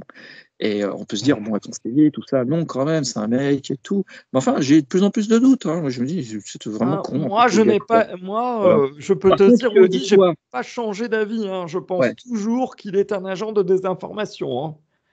Moi, là-dessus, je n'ai pas changé ma position. Et d'ailleurs, au contraire, je suis renforcé dans ma croyance que c'est un agent de désinformation. Ouais. Alors après, si tu veux, on a essayé, parce que tu sais qu'il a impliqué sa femme dans ces histoires, dans son bouquin, on parle des endos, en disant qu'elle voyait des orbes, tu vois, qu'elle avait eu des expériences et tout ça. Sa femme, sur Internet, elle a des posts Instagram, elle a un fil Instagram, paraît-il, et tout, avec sa fille aussi, et que toutes les deux ont pris des faux noms, pour pas être liées avec les ondos. Il n'y a que de très rares photos où on les voit tous les 3 que j'ai vues, on ne passera pas. Parce ça peut se comprendre. Ça peut se comprendre. Ouais, mais bon. Parce que, pour se cacher, pour rester discret, quoi. Ouais. Tiens, comme on parlait d'Elizondo, comme je voulais parler d'Elizondo, là, rapidement, je voulais en profiter parce que j'ai enfin regardé ce documentaire en 4 parties sur Raël. Tu sais, je ne sais pas si tu as vu ce truc-là, le documentaire Netflix. Et je l'ai enfin vu alors qu'il est sorti il y a longtemps. Et alors, ce que je voulais dire, c'est qu'au fond, cette histoire de lanceur d'alerte avec Elizondo et Grush, qui, parce qu'ils passent devant le Congrès US, devrait être pris au sérieux, est une pâle copie des Raéliens qui, eux aussi, sont passés devant le Congrès en 2001, avec leur histoire de clonage, rappelez-vous. Le rapport est que dans les 2 cas, quand on demande des preuves du bébé Ève qui aurait été cloné, et dans l'autre cas, des preuves extraterrestres à ces 2 agents de désinformation, aucun n'est en mesure de fournir la moindre preuve. Grush et Elizondo, qui sont entourés de scientologues, n'ont plus qu'à rejoindre la secte de Raël pour espérer cloner le premier bébé extraterrestre. Il fallait absolument que je le sorte, je suis désolé, mais c'était plus fort que moi, quoi. Quand j'ai vu ce documentaire, j'ai tout de suite pensé à Grush et Elizondo, tu sais, qu'on nous dit « Oui, mais bon, attention, si ça passe au Congrès, c'est que tout ça est sérieux, ils peuvent pas mentir, machin et compagnie. » Je suis désolé, il y en a un qui l'a fait avant eux, il s'appelle Raël, Et c'était pour le clonage, quoi, pour le bébé Eve qui aurait été cloné, alors qu'on sait bien que tout ça est de la foutaise. Il n'y a jamais eu de clone. Non, non, non. Par contre, le président argentin, Javier Milei, qui est un président d'extrême droite qui est un peu fou, il a cloné son chien quand même, hein. Ah, c'est celui Ils avec peuvent la le recruter tronçonneuse, aussi, ouais. là. Oui, c'est ça, il a cloné son chien. Voilà. Et qui a fait copain, Alors, d'ailleurs, qui a fait copain avec notre président Macron. Là, ils se sont pris dans les bras, ils se sont plus quittés les deux, là. Je sais pas si tu as vu à la télé. ouais, alors je crois que Javier Milei avait traité Macron de vachette espagnole, donc je pense qu'il peut le prendre dans les bras. Mais... Et Bon, écoute, après, pourtant, ils ont l'air de politique, hein. s'apprécier les deux. C'est ça que je comprends pas très bien, d'ailleurs. Parce que il y a quand même un Des grands fossé entre politiques. les deux, mais bon, ouais, bon. Ouais. À n'y rien comprendre. Donc, juste pour revenir vite fait sur nos histoires de Drovni, puisqu'on parlait des Chinois, j'avais pris des notes, hein, donc je le dis. En début d'année, le 6 janvier, un Chinois a été arrêté aux États-Unis. Il s'appelle Shi Fengyun et il était en train de filmer avec un drone un site stratégique américain et son drone malheureusement s'est pris dans les arbres. Et pas de chance. Et il était juste à côté de la base de l'Anglais, donc la fameuse base des F-22, et il était tranquillement en train de filmer les pistes et tout ça, voilà, donc il s'est fait serrer. Alors je crois qu'il a pris quelques années de prison quand même, hein. Voilà. Et je crois que c'est autour de 4 ans, hein, tu risques quand tu fais ça. Et il a essayé de s'enfuir par les voies de chemin de fer qui étaient à côté. Donc, bon, apparemment, l'FBI était déjà sur l'affaire parce qu'il n'était pas à son coup d'essai. Et donc, ils l'ont chopé. Et plus près de nous, c'est-à-dire le 30 novembre 2024, un Chinois qui s'appelle Jinpo Jing, de 39 ans, lui, s'est fait choper à l'aéroport de San Diego pour espionnage par drone. Et il avait espionné au-dessus de la base de Vandenberg, donc base de l'Air Force, pendant 1 heure. Et voilà, et donc le drone a été retrouvé, et les cartes mémoire aussi, et que le gars, il était parti pour la Chine pour aller faire son rapport. Donc, il s'est fait serrer. Voilà, et donc, c'est pareil. Alors, lui, il est encore en procès pour l'instant, là, mais je pense qu'il va prendre dans les 4 ans. En prison fédérale. Donc la prison fédérale, c'est pas rigolo, hein. Tu bouffes de la pâté pour chien et t'es habillé en pyjama. Mais voilà. Donc c'est pas énorme, hein, parce que je pense que tu fais ça en Chine, tu prends perpète et en plus ils te prennent tes organes.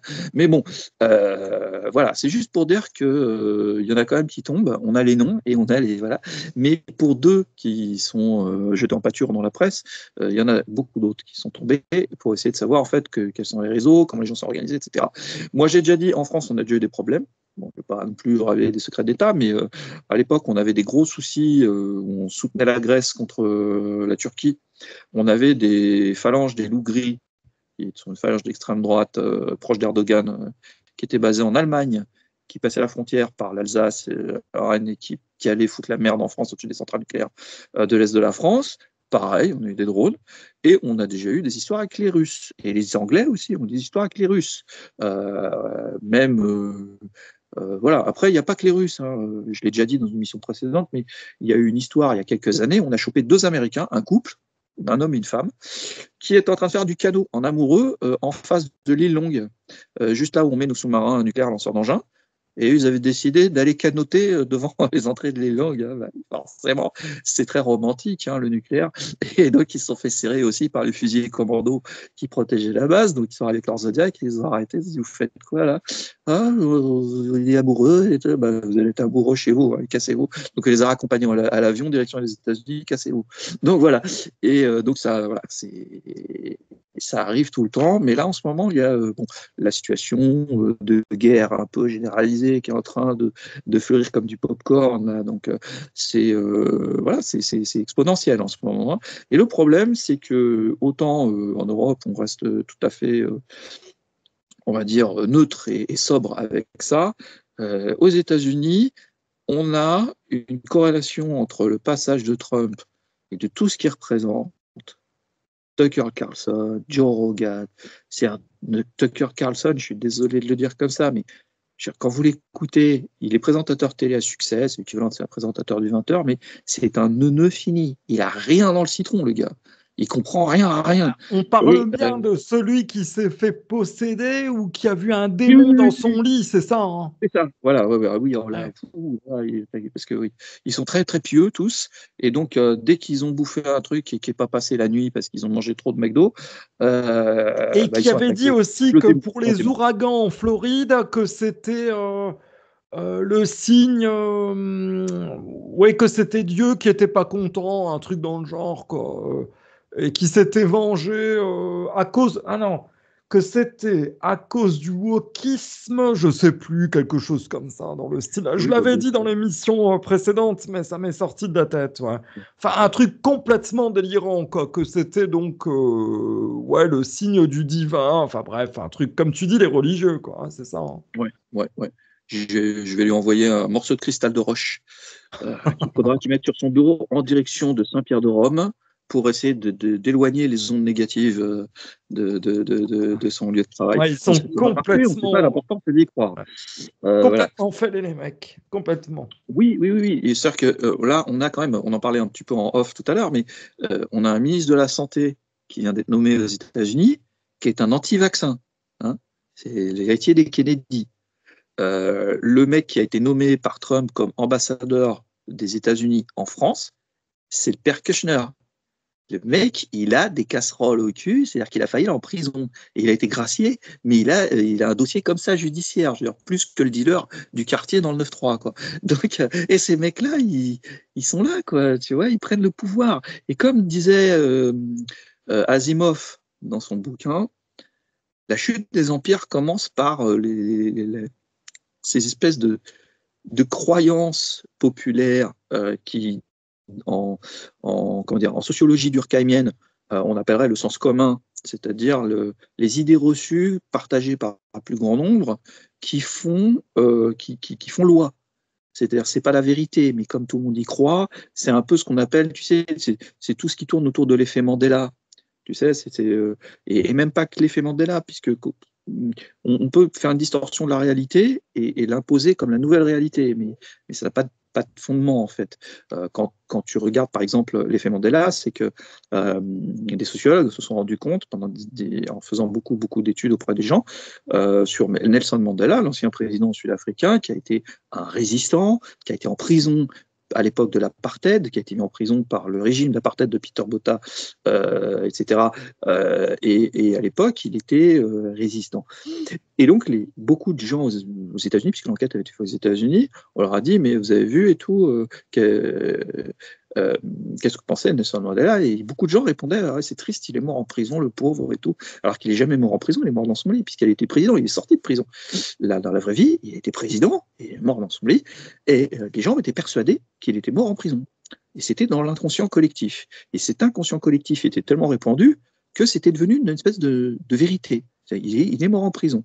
Et ça s'appelle l'effet Mandela. C'est une déformation sociologique par les idées reçues. Quand on connaît Nelson Mandela, pour rester sur lui, Nelson Mandela, c'est quelqu'un qui faisait partie d'un parti qui s'appelait l'ANC, l'African National Congress, et il combattait pour prendre le pouvoir et essayer d'abattre le régime d'apartheid, qui était un régime extrêmement tourné contre les Noirs, qui était extrêmement raciste, ségrégationniste, qui était tenu par les héritiers des Boers, c'est-à-dire les colons hollandais, etc., qui tenaient l'Afrique du Sud, qui étaient majoritairement blancs. Et il ne se battait pas contre les blancs. Pendant toute sa vie, il s'est battu contre d'autres noirs, c'est-à-dire les noirs du parti Zulu de l'Inkatha. Et donc, il a tué majoritairement, quasiment exclusivement, d'autres noirs, puisque c'était un résistant, c'était un combattant, lui. Hein, il y avait des gangs, et les gangs s'entretuaient pour avoir la prééminence sur tous les noirs, pour pouvoir prendre le pouvoir et chasser les blancs, en gros, du pouvoir, qui étaient les blancs qui avaient le régime de ségrégation raciale. Or, aujourd'hui, l'image qu'on a de Nelson Mandela, c'est l'image de celui qu'on a sorti de prison dont on a fait un vieux papa gâteau avec les tempes grisonnantes, toujours un petit sourire, et c'est un visage de bienveillance, avec, c'est un peu c'est le même syndrome que Che Guevara. Vous savez, Che Guevara, il a commencé sa carrière, alors que c'était un mec de bonne famille, mais il enlevait des gamines dans les villages pour demander des rançons. C'est comme ça qu'il faisait de l'oseille. Mais ça, on n'en parle pas. On parle du fait qu'il a libéré Cuba, tout ça. Enfin, à la base, c'était une racaille. Hein. Faut quand même le reconnaître. Hein. C'était une grosse caïra. Et ben, Mandela, c'est pareil. C'était un type qui a fait du terrorisme, hein, vraiment, et qui a tué d'abord les siens. C'est-à-dire que ce mec-là a tué des Noirs pour avoir la mainmise sur le peuple noir avant de commencer à faire de la politique contre les Blancs. Et quand il est devenu président, on a effacé toute cette partie de son histoire pour imposer dans les livres d'histoire aux gamins. Il vaut mieux leur présenter une histoire qui va leur inspirer un avenir meilleur, mais pour leur dire que Nelson Mandela, il a beaucoup été la victime, il est combattu, puis au final, il a quand même eu la justice, et tatata. Mais l'histoire, la vraie, est un peu plus compliquée et complexe, et c'est souvent comme ça. Et donc là, avec Trump arrive au pouvoir, et dans le domaine de l'ufologie, on commence à avoir une espèce de délire collectif qui est en train de s'imposer comme une réalité. C'est-à-dire que les gens voient des avions de ligne, c'est forcément des ovnis, ils voient des hélicoptères, c'est n'importe quoi. Et le problème, c'est qu'on a des sénateurs, on a des présentateurs télé, ils valident. Et si des gens qui sont en position d'autorité, que ce soit d'autorité dans les médias, que ce soit d'autorité politique, valident systématiquement ces conneries commencent à devenir une vérité. Et d'ailleurs, sociologique. Et là, c'est très compliqué parce que on est en train de regarder un empire tomber.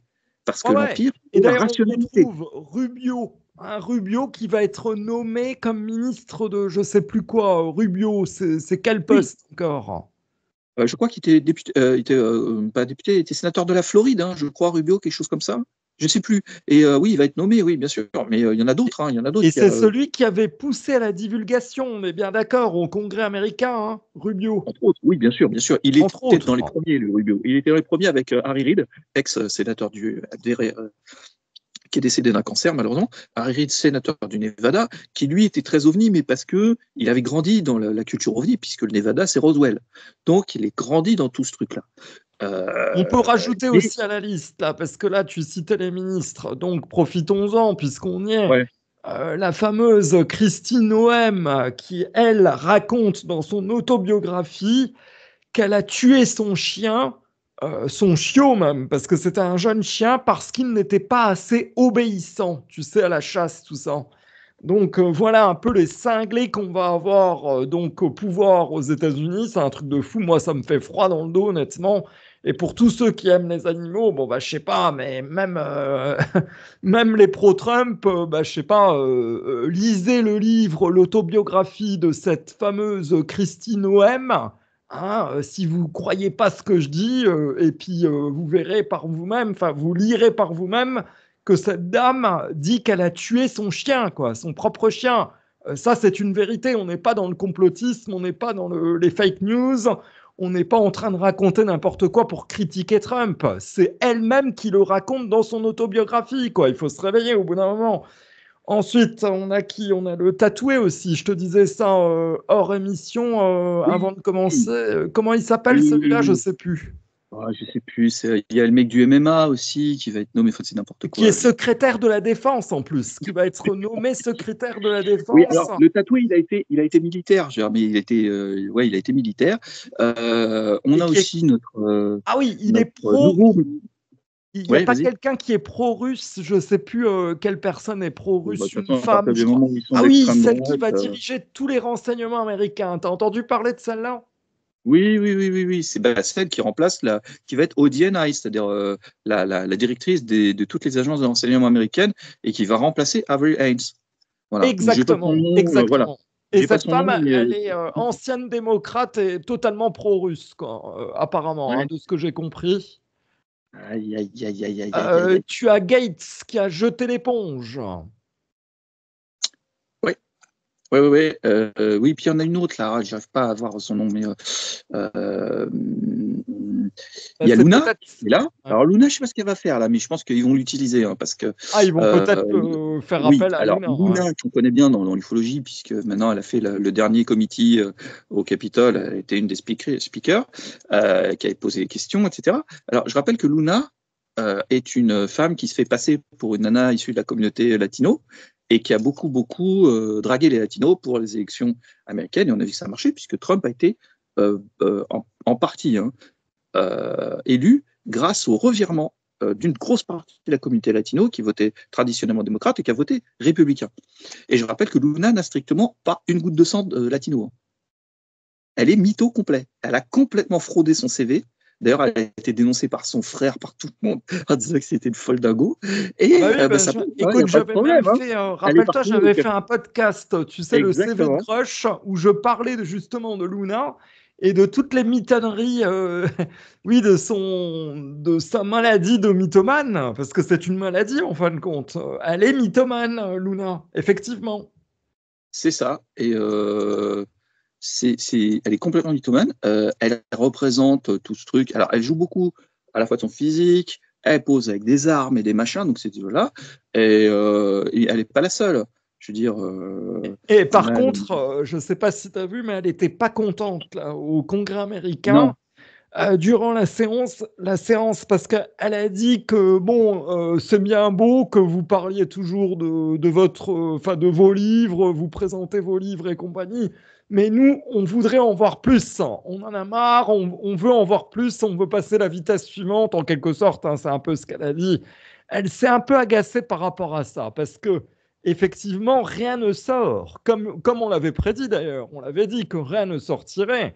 Et là, peut-être que Luna, la mythomane, commence à comprendre qu'elle s'est fait berner, en fin de compte. Qu'elle-même, elle s'est fait mitonner, quoi. La mythomane, comment on appelle ça encore? L'arroseur arrosé, quoi, tout Oui, simplement. oui, tout à fait, Ouais, tout à c'est ça, en fait. fait. Alors, Hein. on ne peut pas Ouais. te demander. Alors, on a aussi Nancy Mace, la fameuse la chairwoman du House Hearing Committee au Capitole sur les UAP, le dernier, là, au mois de novembre, qui, elle aussi, font les ballons trumpistes, machin, républicaines. C'est Donc, on a. l'ami de Luna, il paraît. Hein. Elles sont amies toutes les deux, donc Oui, bien sûr. Ah oui, ah oui, oui. Et puis, il y en a une donc il n'y a pas de troisième. Alors, surprise. il faut absolument que je retrouve son nom. La troisième, alors celle-là, c'est un phénomène. Alors, à côté, Luna, voilà, elle a de la concurrence. Alors, elle est très très à droite. Hein. Alors là, elle dit voilà, moi, je suis pour Dieu Oui. et les armes à feu. Voilà. Donc moi, j'avais un restaurant avant et mon restaurant ne pouvait entrer que des gens armés hein, parce que on ne peut pas manger un bon burger si on n'a pas un flingue à côté. Parce que comme ça, on mange et on se sent plus en sécurité. Donc déjà, il faut quand même avoir un grain ou se Comment croire elle dans un s'appelle, salon. celle-ci, tu disais? Elle s'appelle Lorraine Bobert. Donc ça s'écrit Boebert. Alors Lorraine Bobert, c'est la troisième de la bande des drôles de dames. C'est nos 4 size du Capitole. Et Lorraine Bobert, la petite brune très mimi avec ses petites lunettes, un peu un pélo. Tout ça. Alors elle offre des fusils mitrailleurs à ses enfants de 6 ans et 7 ans à Noël sous le sapin parce qu'ils ne peuvent pas être des hommes, des vrais hommes. Hein, avec de la testostérone, parce qu'ici, on n'est pas dans un pays LGBT, s'il vous plaît. Nous, on veut des hommes, des vrais. Et donc, mes enfants auront des fusils mitrailleurs à Noël. Et comme ça fera d'eux des hommes. Et alors, c'est quelqu'un qui est très riche, hein, donc elle vit très, très aisément dans une grande maison, machin. Enfin, quand même, voilà. Noël, il faut le fêter décemment. Voilà. Donc, une dinde, un petit Jésus dans la crèche et un AR-15. Et comme ça, déjà, voilà, les vaches sont bien gardées. Donc, ça fait penser à Luna avec son AR-15 et aussi à Christine OM qui elle aussi utilise le AR-15. C'est le groupe, c'est les femmes des AR-15 quoi. Elles ont toutes le même point commun ces femmes-là. On avait parlé d'autres femmes politiques qui choisissaient leurs fringues. Tu sais, un peu populo et tout, du Michael Kors, voilà, parce que c'était fait exprès, parce que ça c'était très apprécié des petites nénettes aux États-Unis. Pourquoi la R15 qu'on retrouve beaucoup sur les photos des républicains, tout ça. C'est fusil d'assaut le meilleur marché, en fait, que tu trouves quasiment dans tous les supermarchés. Voilà, et c'est le fusil d'assaut qui coûte à peu près, allez, avec un peu de chance, tu peux trouver autour de $650-700. Et voilà. Donc c'est un truc très très facilement achetable par beaucoup de familles. Et c'est un truc qui est très populaire. Donc en fait, tu vas pas venir avec une arme qui coûte 4-5 000 $. Tu viens avec un truc que tout le monde peut se payer et les gens vont s'identifier et vont se projeter dans comment dire, ce symbole de la masculinité, ce grand truc long et dur que tu peux avoir dans tes mains. Voilà, je sais pas ce que c'est censé singer, mais bon voilà. Et les Américaines aiment beaucoup avoir des grands trucs longs et durs dans les mains, et surtout dans le clan Trump. Bon, alors je sais pas sur quoi elle tient. Ouais. Faut qu'on m'explique. Peut-être sur les UAP, peut-être sur les drones, hein, mais attention à pas faire une bavure, hein, parce que si En jamais tout ils en cas, fait, t'en as ça risque de mal se oublié passer. une, la reine des complotistes, tu sais, de toutes ces femmes qu'on vient de citer. Alors elle, c'est le level encore au-dessus, c'est Sarah Palin. Ah, Sarah Palin, moi j'aimais beaucoup. Bon, c'est un peu la génération d'avant, Sarah Palin. Alors, Sarah Palin, elle ressemble un peu à Lauren Boebert d'ailleurs, mais ça peut être sa maman. Sarah Palin, qui était sénatrice, attention, de l'Alaska, et dont un de ses hobbies était de tirer sur tout ce qui bouge depuis un hélicoptère, parce qu'elle aime bien s'amuser. Donc, j'imagine avec un AR-15 aussi, parce qu'il faut bien quand même faire de la pub pour ce qui Comme je marche. disais, c'est le Et, groupe des AR-15. Ouais. ah oui, oui, oui. Et alors, elle tire sur tout ce qui bouge, hein, les espèces protégées, les élans, les carcajous, Putain, les quelle horreur. touristes. On flingue tout ce qui bouge parce Quelle qu'on est des horreur. Américains et qu'on en a des grosses et que voilà, et que nous, on est un pays et on se laisse pas faire. Alors bon, ils n'ont jamais vraiment connu la guerre depuis la guerre de sécession sur leur sol, donc ils savent pas vraiment ce que c'est que la guerre. Mais enfin, ils pensent qu'avoir un fusil, ça fait d'eux. Voilà, là, ben c'est quand même, je l'ai déjà dit, hein, c'est un pays qui a 3 siècles d'histoire, c'est encore des cow-boys et des pionniers, et par certains aspects, ils sont inquiétants encore, hein, vraiment. Mais bon, voilà, nous on regarde ça, on a quand même une belle brochette de débiles et qui sont emparés du sujet. Je l'ai déjà dit aussi. On a en Europe et en France des choses qui se sont passées. Il y a 2-3 personnes qui sont dans le secret de trucs parce qu'il y a quand même des choses extrêmement sérieuses et qu'il y a un socle très sérieux là-dessus. Mais je pense que ça ne sortira pas et que personne n'en parlera. Parce Et que. on a oublié de préciser que cette Sarah Palin est ultra complotiste. Ça, c'est la plus complotiste de toutes. De Oui, toutes et alors, tous. il faut savoir que Boebert était proche de QAnon. Donc déjà, voilà, Ah oui, Pizzagate, bah, machin, enfin, voilà. tous les délires débiles. Palin, c'est pareil. Qui se Palin, ressemble, ça semble, hein, comme on dit. Hein. oui, oui, oui, ouais. Alors, elles sont complètement refaites à la chirurgie esthétique. Les 3 quarts ont des seins en silicone, les dents entièrement refaites à la Colgate, un rouge à lèvres qui se rapproche du rouge de la cravate de Ah, Trump. putain, Donc quelle horreur. on est dans la caricature de la MILF américaine. Ah, mais c'est clair. C'est clair, c'est Voilà, ce que les Américains appellent des soccer moms, c'est-à-dire les mamans qui emmènent leurs enfants au football, tu sais. Il faut être dans un 4x4 dernier modèle et après avec des talons Gucci, parce que faut quand même montrer aux autres mamans ah, que voilà, c'est que de la merde c'est des autres. effrayant. Mais ce pays Donc, est effrayant, hein, par certains aspects. C'est paradoxal, mais franchement, il y a un côté de ce pays qui est effrayant. Moi, j'ai même peur de retourner aux États-Unis. Je te jure, hein, c'est un truc de bah, fou. j'ai déjà raconté l'anecdote, mais il y a bien longtemps, j'étais aux États-Unis dans un quartier assez pauvre, chez des amis qui étaient en plus enclandés là-bas, sur la côte Est. On n'était pas très loin de New York, à Providence. Et on était dans des quartiers où il y avait parfois des fusillades et il y avait des hélicoptères avec des projecteurs au-dessus de la maison assez régulièrement. C'était assez rigolo. Et dans les catalogues je ne sais plus, c'était Sears ou je crois que c'était Sears. Sur ce genre de catalogue type La Redoute, tu sais, de vente encore par correspondance à l'époque, on était au début des années 80, en 90 ou 91. C'était, je vois en feuilletant le truc un soir qu'il y avait des gilets pare-balles pour enfants de 5 ans, 6 ans, et qui vendaient dans les accessoires les vêtements enfants. Et donc je dis à mes amis, à l'époque j'étais dans une famille d'amis cambodgiens, et je dis, mais c'est quoi l'histoire des gilets pare-balles pour les mômes? Enfin, vous êtes gentils, les Américains, mais des fois, vous avez des idées un peu. Et il m'expliquait, il me dit, mais parce que les chefs de gang, qui ont une vingtaine d'années, ils sont entourés de tas de mecs qui sont leurs bodyguards et donc ils sont inattaquables. On ne peut pas les toucher. Donc quand il y a des guerres de gangs, souvent les mecs qui sont eux enfouraillés, à côté les mecs qui sont armés comme des porte-avions, et donc comme on ne peut pas eux les flinguer parce que c'est trop dangereux de s'approcher d'eux, eh bien les gars du gang d'en face, pour donner une leçon, ils vont aller tirer sur les petits frères, les petites sœurs à la sortie de l'école. Donc c'est pour ça que quand tu es dans les quartiers un peu populos où les gens ils vivent par le trafic de cam, eh ben, tu es obligé de mettre des gilets pare-balles aux gamins. Donc voilà, c'est les États-Unis. C'est les États-Unis. Et c'est vrai que quand tu vas là-bas, le choc culturel, il est quand même assez immense. Parce que, oui, ça c'est sûr. Ça, c'est pas pareil que chez nous.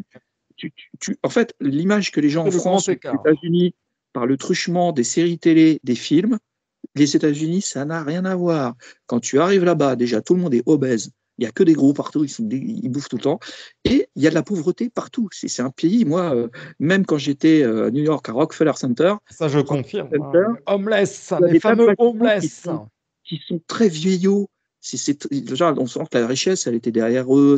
Alors, ils font énormément d'oseille, mais la pauvreté, c'est au prix d'une énorme pauvreté. C'est-à-dire qu'en fait, ceux Oui, qui prennent, écoute, moi, ils j'y n'inventent pas étais. l'argent, ils le prennent aux autres.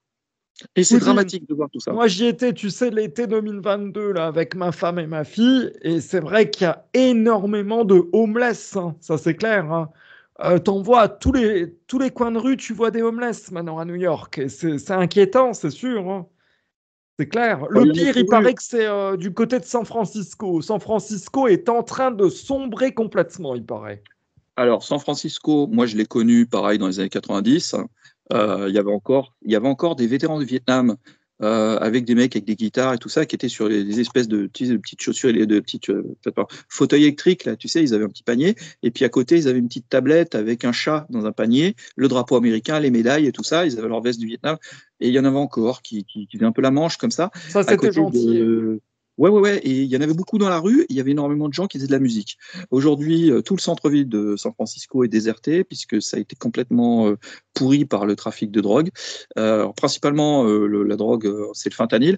Et il y a une nouvelle drogue aujourd'hui qui s'appelle le Tranx, qui a remplacé le fentanyl, puisque le fentanyl. Et c'est aussi parce qu'ils voilà. ont autorisé le cannabis. Il y a ça aussi. Ouais, le cannabis, ça fait longtemps, mais le Tranx, c'est un truc qui endort les chevaux et qui vendent au camé parce que ça fait un peu le même effet que le fentanyl, c'est un tranquillisant. Et malheureusement, on en trouve partout, ça se synthétise très facilement. Ah oui, une sorte de et pour kétamine. moi, l'endroit pour l'instant, mais ils sont en train de nettoyer, hein, mais pendant très longtemps, l'endroit le pire, ça a été Kensington Avenue à Philadelphie. Parce que Philadelphie, c'est une ville qui a une loi très particulière. C'est-à-dire qu'en fait, les gens qui viennent de passage et qui, par exemple, campent dans la rue ou des trucs comme ça, ils ne sont pas considérés comme des nuisances, donc ils ne peuvent pas être expulsés. Et donc, tout le centre-ville de Philadelphie, qui est sur la côte est des États-Unis, Philly, c'est entre Bridgeport, Boston, Providence, tout ça, c'est pas très loin. C'est un peu au-dessus de New York. C'est l'enfer sur terre. Il n'y a pas d'autre mot. Tous les gens qui étaient complètement défoncés au crack cocaïne, aux trucs comme ça, ils allaient là-bas et c'était des milliers de personnes dans le centre-ville qui étaient des zombies, vraiment. Là, ils sont en train de nettoyer un peu parce que je crois que la ville de Philadelphie en a ras-le-bol. New York, ça s'est beaucoup dégradé aussi.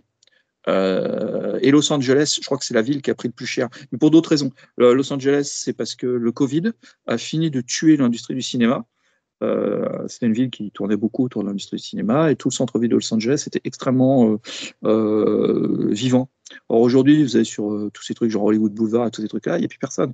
Y a plus tous les magasins sont fermés. Ils ont coulé pendant le Covid. Il n'y a plus un cinéma d'ouvert. Il n'y a plus un bar d'ouvert. Tout est fermé. Tout ce qu'il y a, c'est des tentes Quechua partout avec des homeless qui sont défoncés au crack et qui emmerdent les 3-4 touristes qui passent par jour. Il n'y a plus personne. Il y a une mutation. Il y a deux trucs qui ont tué en fait C'est bien triste. Hein. c'est le Covid et Amazon. Amazon a tué tous les commerces de quartier. C'est sûr. Ouais. Et le Covid a fini d'achever, puisque nous, on a eu quelques aides, mais il y a eu énormément de restaurants, de trucs confirmés en France, mais on a eu quelques aides du gouvernement. Aux États-Unis, ils ont eu zéro. Ce qui fait que, au bout d'un moment, comme des gens venaient plus, les commerces sont fermés et tout a fermé. Et quand ils ont essayé de réouvrir, comme les camés avaient pris la place, c'est plus viable, puisque plus personne ne veut venir acheter.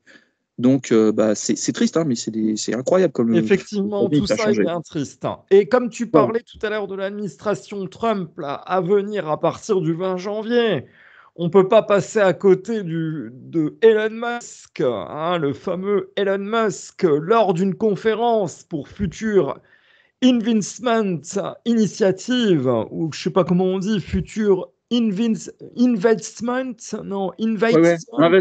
C'est futurs investissements où il t'explique que tout le monde aura un robot personnel, un genre de C3PO, que le prix, ça sera entre 20 000 et 25 000 $, ça sera très, très abordable, C'est ça. qu'il y aura des plans de financement, blablabla. Et donc, lors de cette conférence, on a quand même Musk qui a annoncé qu'en 2040, grâce à son entreprise, il y aura plus de robots que d'humains, soit 10 milliards de robots.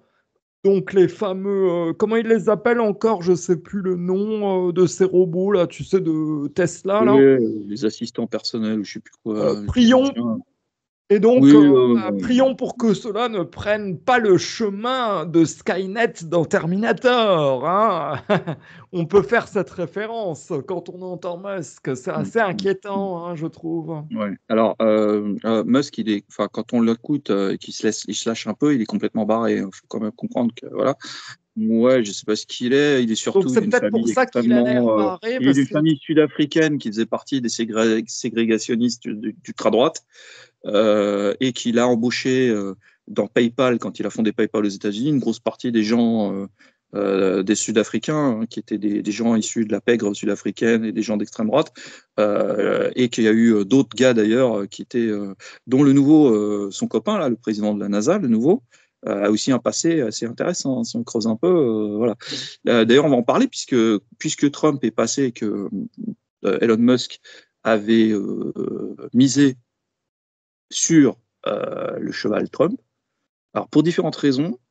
La première étant que Biden, donc Joe Biden, l'ancien président démocrate, qui voue une détestation vigoureuse à Musk qui le lui rend bien, lui était plutôt pote avec le président actuel de la NASA, qui s'appelle Robert Iger.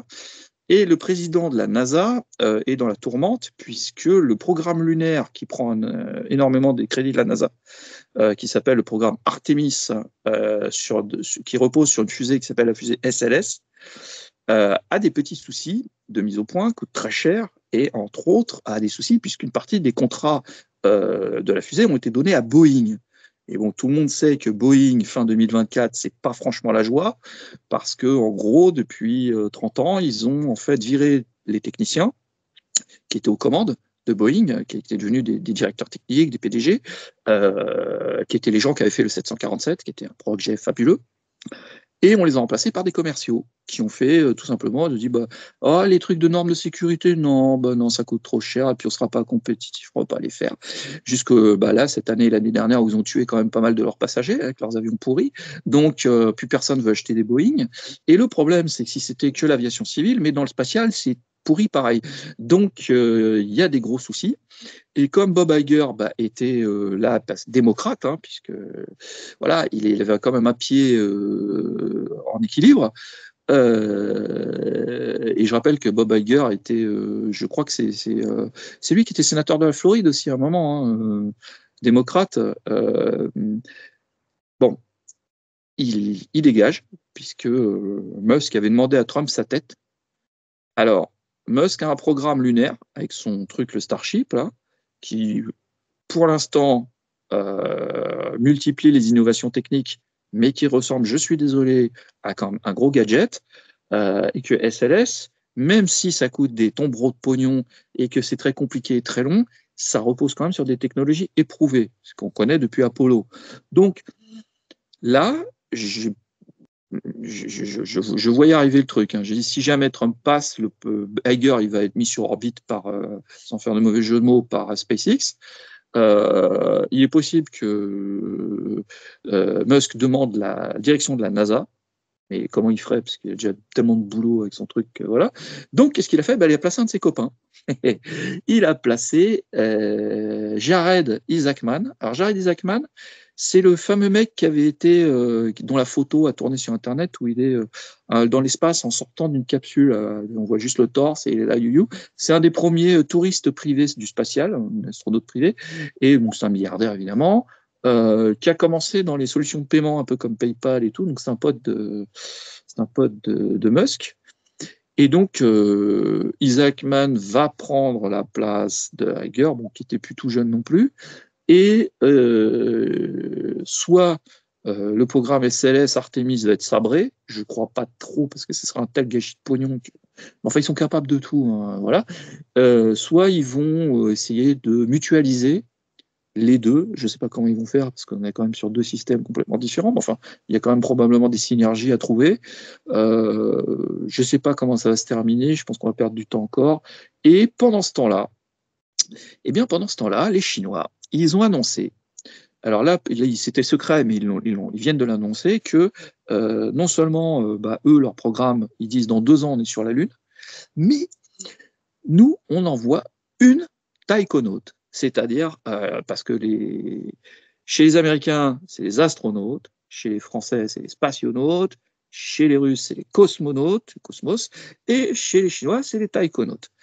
Et les Chinois, ils ont dit, nous, on va couper l'herbe sous le pied du pays du féminisme et du wokisme, on va envoyer une femme, et ce sera la première femme à poser le pied sur la Lune. Vu comme ils sont partis, et vu le bordel que c'est aux États-Unis, je pense que les Chinois ont toutes leurs chances pour là mettre une grosse danse aux Américains sur ce qu'on appelle le soft power, c'est-à-dire la propagande, l'influence que peut avoir un empire, un pays, par autre chose que l'armée. Et donc là, on va voir comment ça va évoluer dans le futur. Je pense qu'on va bien s'amuser, parce que j'ai pas confiance en Musk, voilà, pour que ce soit fait dans les temps. Mais il a beaucoup de gens très talentueux. Il a fait beaucoup de choses incroyables. La récupération des fusées, c'est super. La réutilisation des fusées, il est en train de redéfinir tout le New Space et tout le spatial, y compris le spatial européen avec Ariane, puisque Ariane, ils sont complètement aux fraises, ils sont complètement dépassés. Il va falloir qu'eux aussi fassent des lanceurs réutilisables, donc avec 10 ans de retard. Mais on va voir comment ça va se passer, mais je pense que les Chinois là, vont être les premiers. Parce qu'ils ont l'oseille, ils ont les ingénieurs, et eux, ils n'ont pas le bordel qu'il y a aux États-Unis, cette espèce de délire complet. Eux, ils sont en coupe réglée et ils font ça de manière militaire. Il n'y a pas un poil qui dépasse. Donc, on va voir. Mais à mon avis, c'est déjà tout écrit. Hein. C'est déjà tout écrit. On verra ce que ça donne. Et si on terminait cette émission avec ce que j'aime appeler maintenant de bonne coultarderie. Je ne sais pas si tu...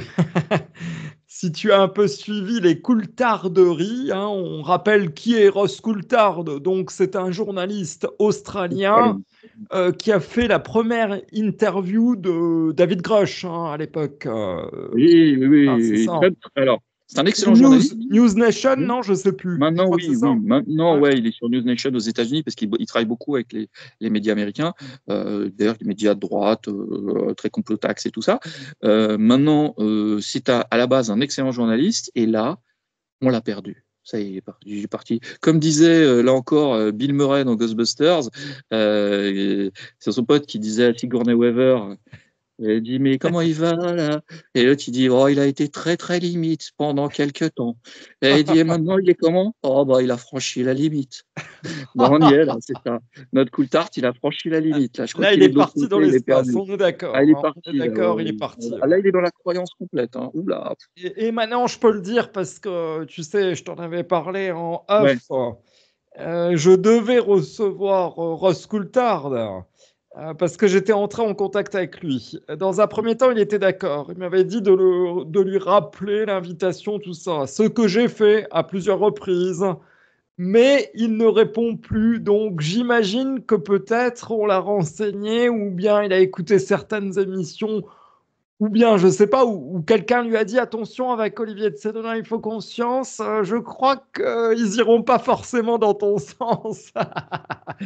C'est possible, hein, parce que du coup, bizarrement, il me répond plus du tout, le mec. Donc peut-être qu'il sent qu'on va peut-être pas être très gentil avec lui en même temps. Tu sais, dans l'émission, hein, c'est possible. C'est pas une question d'être gentil ou pas. C'est quand on est journaliste, on essaie de vérifier ses sources et au minimum d'avoir un esprit critique, un esprit peu balancé. Oui.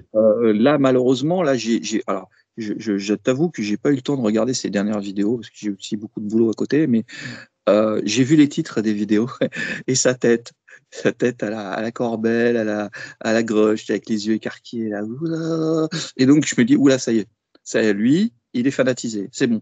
C'est triste parce que lui aussi, je pense que c'était un excellent journaliste et que il a une très bonne façon de présenter les choses et que c'était voilà. Mais je trouve que là, il est un peu malheureusement, il y a une accélération. Ils n'arrivent plus à freiner au bout d'un moment parce qu'ils sont pris dans le truc et que Alors, je sais pas. écoute, si je y a des peux bouquins à vendre. t'aider là-dessus, puisque tu t'es pas renseigné ces derniers temps, enfin en tout cas comme moi, moi j'ai pas vu non plus les vidéos, mais tu as vu passer des trucs, c'est ça? Ouais. Par exemple, Russ Coulthard a publié 2 autres fausses déclarations ou allégations infondées concernant les ovnis, quelques jours seulement après avoir supprimé 2 publications inexactes précédentes. L'une d'entre elles, une citation non sourcée de John McCain sur les ovnis, a depuis été supprimée. L'autre, une fausse allégation concernant le photographe d'une fausse photo d'ovni, est toujours d'actualité. Ça, c'était très bon aussi. L'un d'eux, alors Russ Coulthard, activiste et journaliste de News Nation, a tweeté 2 images d'ovnis. L'une d'eux s'est avérée être des satellites de Starlink et l'autre était une tour sur une montagne. Je ne sais pas si tu as suivi ce truc-là. Ça, c'était important aussi. La fameuse lumière au loin sur la montagne. Et Coulthard a ensuite supprimé les 2 tweets. Évidemment, c'est ce qu'il fait tout le temps, il supprime. Hein. S'il se trompe sur des choses faciles, sur quoi d'autre se trompe-t-il? Pose la question Stephen Greenstreet, tu vois, sur Twitter. Et il répond, donc il donne son avis, Stephen Greenstreet, il dit probablement sur beaucoup de points qu'il s'est trompé, évidemment. S'il se trompe sur des âneries pareilles, on est en droit de se poser la question sur quoi il s'est trompé d'autre. Hein. Ils sont dans cette espèce de truc, faut sortir des trucs, parce que il faut, moi, tu vois, c'est comme Corbel, quoi. Corbel, il est parti là-dedans, et puis voilà. Après, dans tu sais, les vidéos de Coulthard, Need to Know, qui fait que son copain, là, comment il s'appelle, j'ai plus toujours, son copain qui avait réalisé une série télé, là, un peu dans le genre d'X-Files. L'autre est un peu plus mesuré, donc ils ont un dialogue, et il essaye toujours de dire ok, explique-moi ça. Alors explique-moi, j'ai pas compris ce que tu essaies de dire. Et donc Coulthard, mais je trouve que Coulthard balance quand même beaucoup de trucs. Au final, voilà, peut-être pour être. C'est clair que comme ça quand passe. même, un journaliste, même si c'est pas un spécialiste de l'ufologie, mais le gars quand même a interviewé David Grush et il s'attarde sur les satellites de Starlink, quoi. Enfin, tu vois, c'est quand même incroyable. Et après, il supprime son tweet. Et aussi de s'attarder sur une lumière au loin de la montagne, un truc qui était, je sais plus, une antenne, je crois, pour la petite histoire. J'avais vu la vidéo, mais bon, je sais plus. Ouais, je crois que c'était une antenne, quelque chose comme ça au loin. Et le mec, ils ont pris ça pour des ovnis. Enfin bref, l'autre, il a plongé la tête la première dans ce truc-là. Ouais, c'est Brice Zabel, le copain de Coulthard, avec lequel il fait le podcast Need to Know. Voilà. Donc oui, je peux pas, là, je m'intéresse pas forcément à tout parce que j'ai pas le temps de parler. Qu'est-ce qu'on pourrait rajouter du coup? Est-ce qu'on a fait le tour? Oh, je pense qu'on a fait le tour jusqu'au prochain épisode. Je pense qu'ils vont bien encore nous sortir quelques clowneries. Bon, Elizondo, il s'enfonce à chaque fois qu'il fait une. Ah si, il fait des repas. Si jamais vous voulez bouffer avec Elizondo, ça vous coûtera $220. Hein, voilà, on sait jamais. Hein, voilà. En tête à tête. Hein, c'est vrai que bon, voilà, vous avez le choix entre une Planète et Elizondo, je sais pas. Hein, je sais pas lequel des deux aura le plus de conversation. Et vous aurez le droit en plus à ce repas d'avoir accès à des photos top secrètes de reflets dans la vitre, hein, en plus. Et de lustre. C'est pas rien, hein, de lustre, de reflets dans la vitre. Et on va peut-être terminer plus sérieusement et d'une façon beaucoup plus triste même, puisque 2 personnages de l'ufologie nous ont quittés. Il s'agit donc du très grand ufologue écrivain Jean Sider, qui avait, je crois, dans les 95 ans, hein, un sacré bel âge.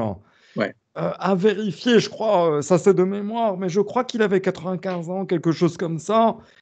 Donc, paix à son âme, il aura écrit beaucoup de livres qui mélangent paranormal et ufologie, ça on peut le dire, hein. Donc, on peut dire que c'est un peu un pionnier dans ce, dans ce mélange de paranormal et ovni.